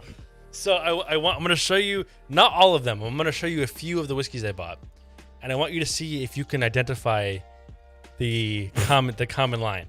Ready? Okay. You should be able to get it. Ready? Motor oil. This is Old Tom Horan Irish whiskey. Yeah, that doesn't sound like I would know. This was actually one of the better ones of the bunch, to be honest with you. So Crisco oil is what you're drinking. This is Old Crow. That doesn't sound appealing. Bourbon. This one tasted like dust. It was so bad. Dust. Well, that's a very low bar. That's This the one, official drink of EGM, by the way. this one is Old Overholt. Yeah, that's like stretching. It's, Like that's it's like rye. It was that one was not good, but it wasn't. That was trying really hard to appeal to you by the name. This is Well, it looks like you drank a lot of that. Old Tub. This one, Old Tub, I've had around, and when I had no taste, and when I did my first live stream with no taste, Well, that would explain that then. That would explain. Everybody was telling me to bottle chug my worst whiskey, and this was it at the time. And so I kept drinking it because I couldn't taste, and it was funny for everybody. But now, I mean, now it's Old Tub is. I mean, because when you look at the bottle, it's like, well, Joe hits that quite often. No, Old Tub is not good. It sounds like, you know what, the name fits it then. And this one, the single best. I always have this one here. This is the single best sub $20 I have. This is Old Granddad Bottled and Bond. This is I've heard that before. This is actually very good. But what I wanted you to pick out here, I'm gonna read you the names again. Okay. Tell me the through line. Okay. Pay attention to the names. This is Old I'm Granddad. Old Granddad. This Is that like old-fashioned stuff? No. This is Old Tub. Old Tub. This is Old Overholt. This is Old Well, Crow. all I can think of is old-fashioned. That's the only thing that comes to my mind. This is like, Old Tom Horan. You're close. All of these are like 2-year, 3-year, maybe. So Old Granddad Bottled and Bond is the oldest at 4 years. Because it's bottled and bond, it has to be 4 years. The rest of them are like 2-year-old whiskeys. But they all call themselves old. Old Tom Horan, Old Crow, Old Overholt, Old Granddad, Old Tub. They all want you to think they're not young, shitty whiskeys. But they're actually just young, shitty whiskeys. Shitty whiskeys. With old written on the bottle. I can put those away after. Don't drink them. I'm not going to. Don't worry. Okay, because paint thinner might be more appealing. Old Granddad's very good. The Old Tom Horan Irish, honestly, for like the $9 or $11 it was, whatever it was. Well, I gotta be honest. If it's $9, I'm almost swayed. It's like 80% as good as Jameson. It's not great, but you could totally mix it, right? You could totally mix it. You could totally sip on it. It's kind of just generically empty, right? It's like, let me actually. By the way, I have a, because considering we're going on the 4-hour mark. Just kidding. This I meant to read this. A small batch of spirited ideas. That is It. the subtitle. Okay, the book might be amazing, but the subtitle is really stretching. Well, it's almost like I wrote it. Right? Yeah. Like, Yes. That'd be like me sitting down like, oh, that's a great idea to do. But I meant to read it. I haven't read it yet. It's in the shed. I brought it here because I didn't know what we were going to be talking about. I figured I'd plug it. Maybe I'll get into this, and maybe next time I'll kind of let you know how. I might check it good out. is. I've been doing whiskey reading, but it's all been very dry, like historical stuff, which I find super interesting. But it's probably But you can only take so much of that. Well, I mean, also, I don't know how much of that people want to listen to me talk about. Right? well, I might. I mean, actually, I think you should do a show on the. Well, no. Okay, continue, sir. No, I'm curious to finish that thought. No, I lost the thought, to be honest, in the middle of my